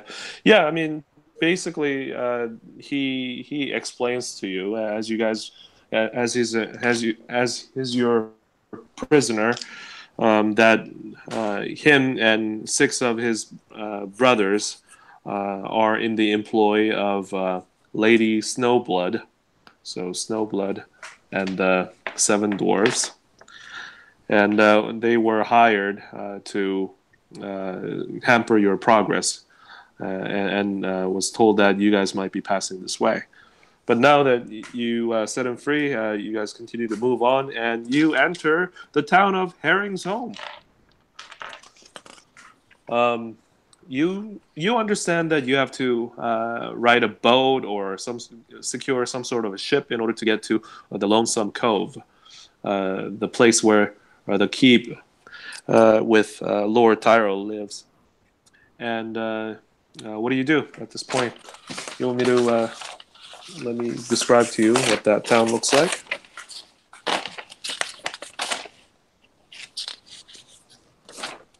Okay. In the eastern edge of town, when you enter, there's the inn. In the center of the town, there's a well.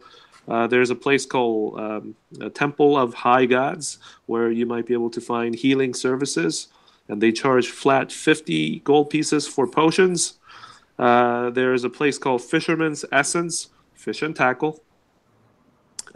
Major Kessel's Town Guards up on the northeastern corner. And something that catches your eyes on the northwest corner of the town is a large balloon that is shaped like a fish. It's about 60 feet long and 10 feet wide. It's oval shaped. It's got fins on top, and underneath there are ropes and baskets attached to it. It's basically moored right next to a place called Gnomish Fish and Potions. What do you do, guys? I can't read, but if somebody tells me that, I want to go get some healing potions because my character is very, very injured. Okay. Yeah, I'll go get some healing potions as well. Okay. All right, so you go inside, and the priest offers you a fine selection of healing potions. And do you guys ask any questions, or what's going on? Nope, I'm not asking you. I just need 1 healing potion. Okay, you have it, and he hands you the healing potion, and in return takes 50 gold pieces. How much does a healing potion? 2 if it's a regular one. Yep. 2d6 plus 1? 2d4 plus 2. Oh, 2d4 plus 2. Oh, yeah, you're right. Okay. Yeah, I'm looking at it right now. I am going to need to, because I haven't spent any of my money, so I'm going to buy 3. Don't think I'm going to need that many if they have 3.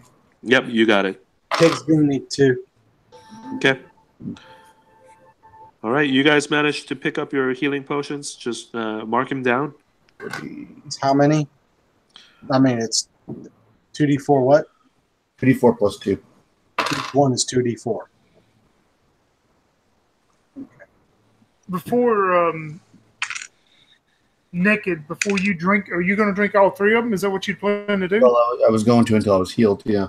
Yeah. Well, don't. I'll use cure light wounds on you then if you were going to use. Okay. But you only get 3. Okay. Well, I still might need all of them. I'm pretty injured.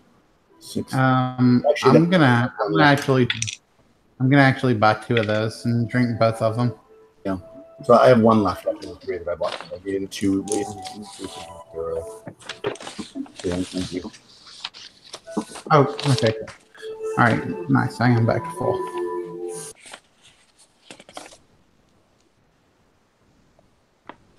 Naked still isn't really quite sure why he's even here. You said Naked doesn't know quite why he's here? Yeah, he's not quite sure. He knows something about a sword, but it's getting very confusing now. That makes 2 of us, because Tig's like, how did he even know who I was? Yeah, I mean that makes 3 of us. I'm I'm also kind of not understanding what's going on at this moment. No, you're a famous gladiator. It would make sense that they would pick you out because they would know. Yeah. I'm not. I'm Yeah. a thief that's actually not very good at it, apparently. Yeah.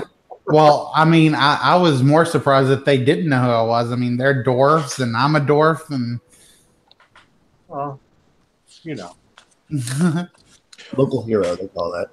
yeah. Yeah, I mean, there are probably a handful of folks who are over level 7, and given the reputation that they could hear, they could probably talk to some local folks for people who are talented in their individual fields.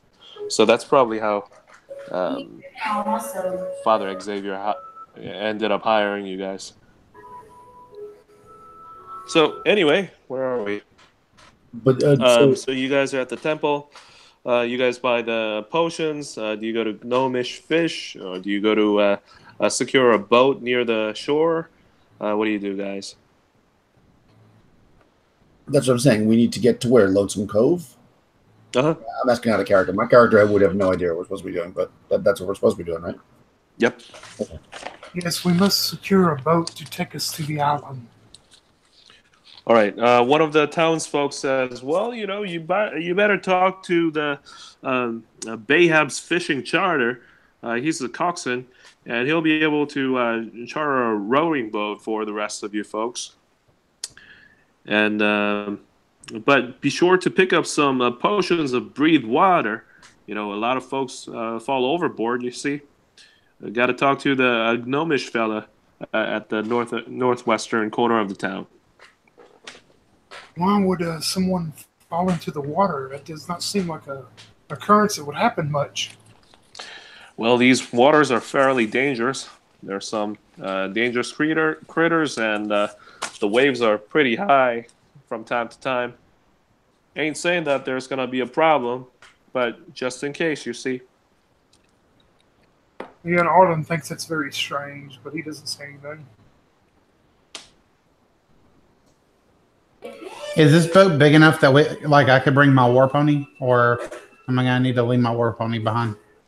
Well, do you go to the fishing charter, or do you go? Where do you go? There's you guys are at the center of the town. There's the temple where you are at, and up northwest is the breathe water potion place, and on the west of you is the fishing charter.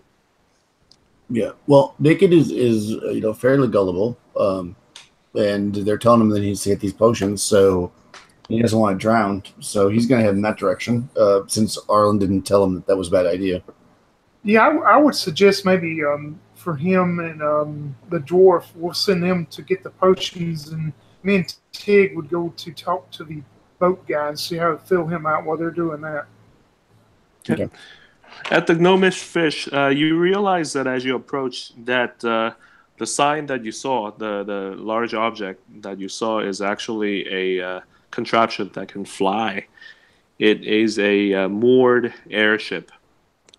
I don't know if your characters will be able to do that. If you roll under intelligence and see that, then you would recognize it immediately.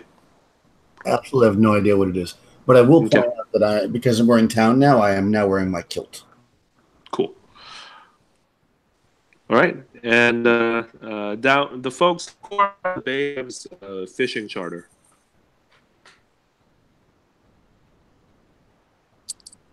Who went down to the fishing charter? Oh, I'm sorry. All I heard was charter. That's me and Tig went to Okay. Yeah, and you see that there's a man wearing a large horned Viking helm with one eye, sharpening his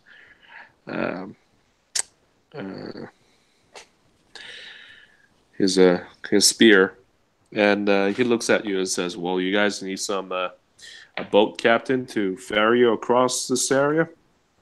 I understand you are the man to talk to transport us out to the island itself. It would be me and my companion here and two others. Well, I'm your man. Oh, how much is that going to cost? It's going to cost you about, I'd say, 300 gold pieces. 300. Oh my gentleman, that just seemed very Look, Mike.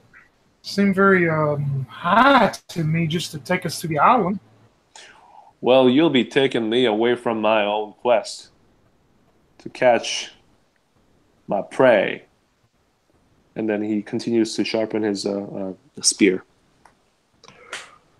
Yeah, I don't know if charisma does anything in this game or in this edition, but I would want to try to use my charisma to try to talk him down. Okay, roll it. Because that's my highest stat. 10 out of 16. Okay. All right. Well, I'm going to bring it down to, I'd say, 240. How's that? I look towards Tig and go, I guess that's somewhat better, huh? I mean, I was thinking around 2, but I mean, well, that's a lot. That's a lot of gold, Mike. Months you could live on that. Well, you see folks lining up here to go on a boat ride, and then it's completely empty. There's nobody. See, the rules of supply and demand says if people are desperate enough, they'll be willing to pay. But I'll tell you what, folks. If you help me catch the critter that I've been chasing for a while, then maybe I'll do it for only 50 gold pieces. I'll tell you what. We really got to get to the island. I'll pay the 240. If we live and make it back, we'll talk about that fish. Well, sounds good to me then. All right, 240 it is, up front. No negotiation. So I kind of look at him and say, I lean over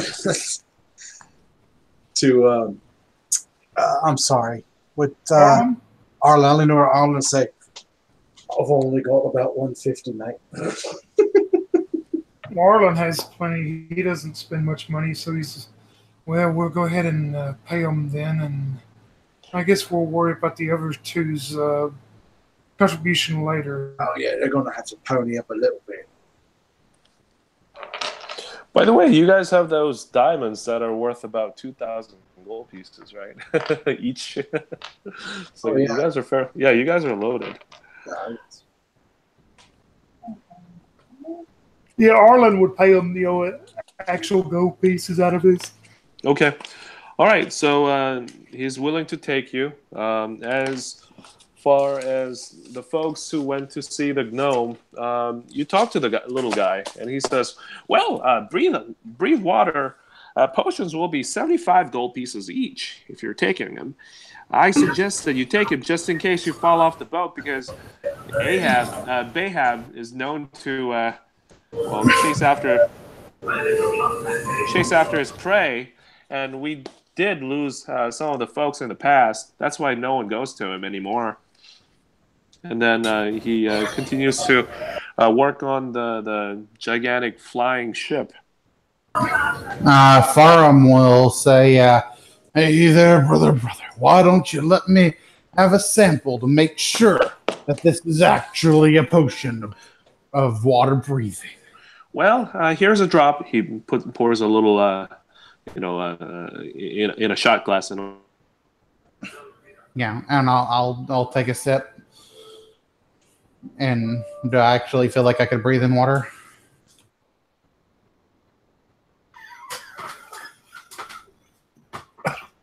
Dunk your head in the barrel and try and test. That's exactly what I was That's what I was thinking. Go to the barrel of water and put your head in it. Breathe real deep, and if you start coughing, then you're being totally stabbed. Oh my god. Yes, you do. Did he say that it was an airship in front of us, or you just said that as you were describing it? I think Yong said that it was an airship. But did you say it as a DM to tell me what he was doing, or did he say I have to work on the airship? I don't think the character said it. All right, that's it was unclear. Okay, but he just said that this guy knocks people off the boat. So I tell him this. I say, I don't know that it's very safe to be on a boat where people fall over. Is there no other boats available?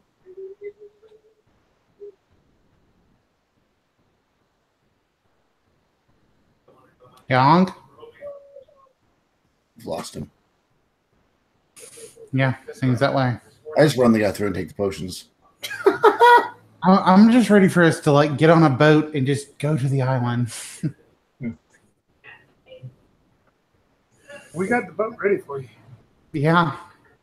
He just told us that the guy knocks people off the side of the boat. I mean, I'm dumb. I'm not very intelligent, but I at least have with wisdom.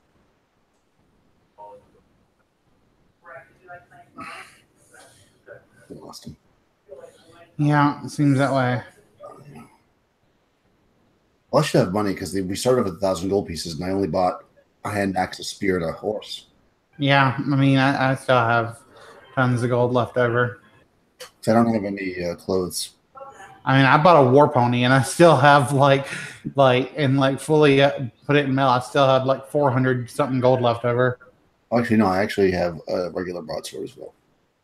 Like Yong at first was like, "I'll just let you have a war pony." And I was like, "No, I'm gonna at least spend like 400 or 500 gold on it because I have so much. It's not gonna do anything except weigh me down." Boy, posted on that. That's why I tried to just say like I'm just gonna write a script because if I have that much money, I'm not carrying it on me. Like I just write like an IOU basically, and my manager takes care of it. That's true.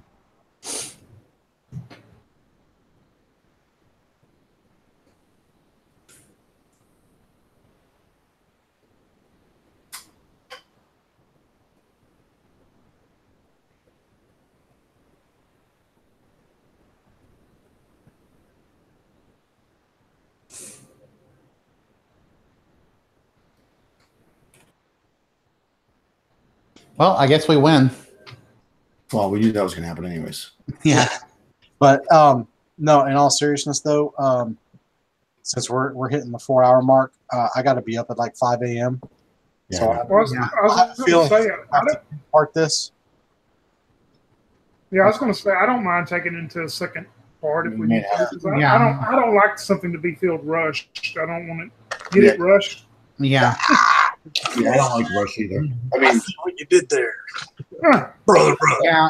I'm having a fun time also RPing the characters and stuff. Yeah. And that's the thing. I don't Yeah, want so let's not rush this. I didn't mean for that to happen. Yeah, let's just enjoy it, and like we can just enjoy the second half next time. Yeah, That's what I say. Let's just because let Young know. I do have to get Because this is a good stopping point, being this little town or whatever. Yeah, I agree. So why don't you guys post that to him when he gets back to the mic? Because like I said, I got to get to bed. I'll just leave. Yeah, Everybody's. He's gonna come back. just message him Was on it something I Facebook. said? Just message him on Facebook. Yeah, I'll mess. No, I mean he'll be back in a minute. So, but anyway, thanks a lot, guys. But yeah, just tell him to post it up, and I'll be ready for the second one. All right. Sounds good. All right, guys. All right. Talk to y'all later.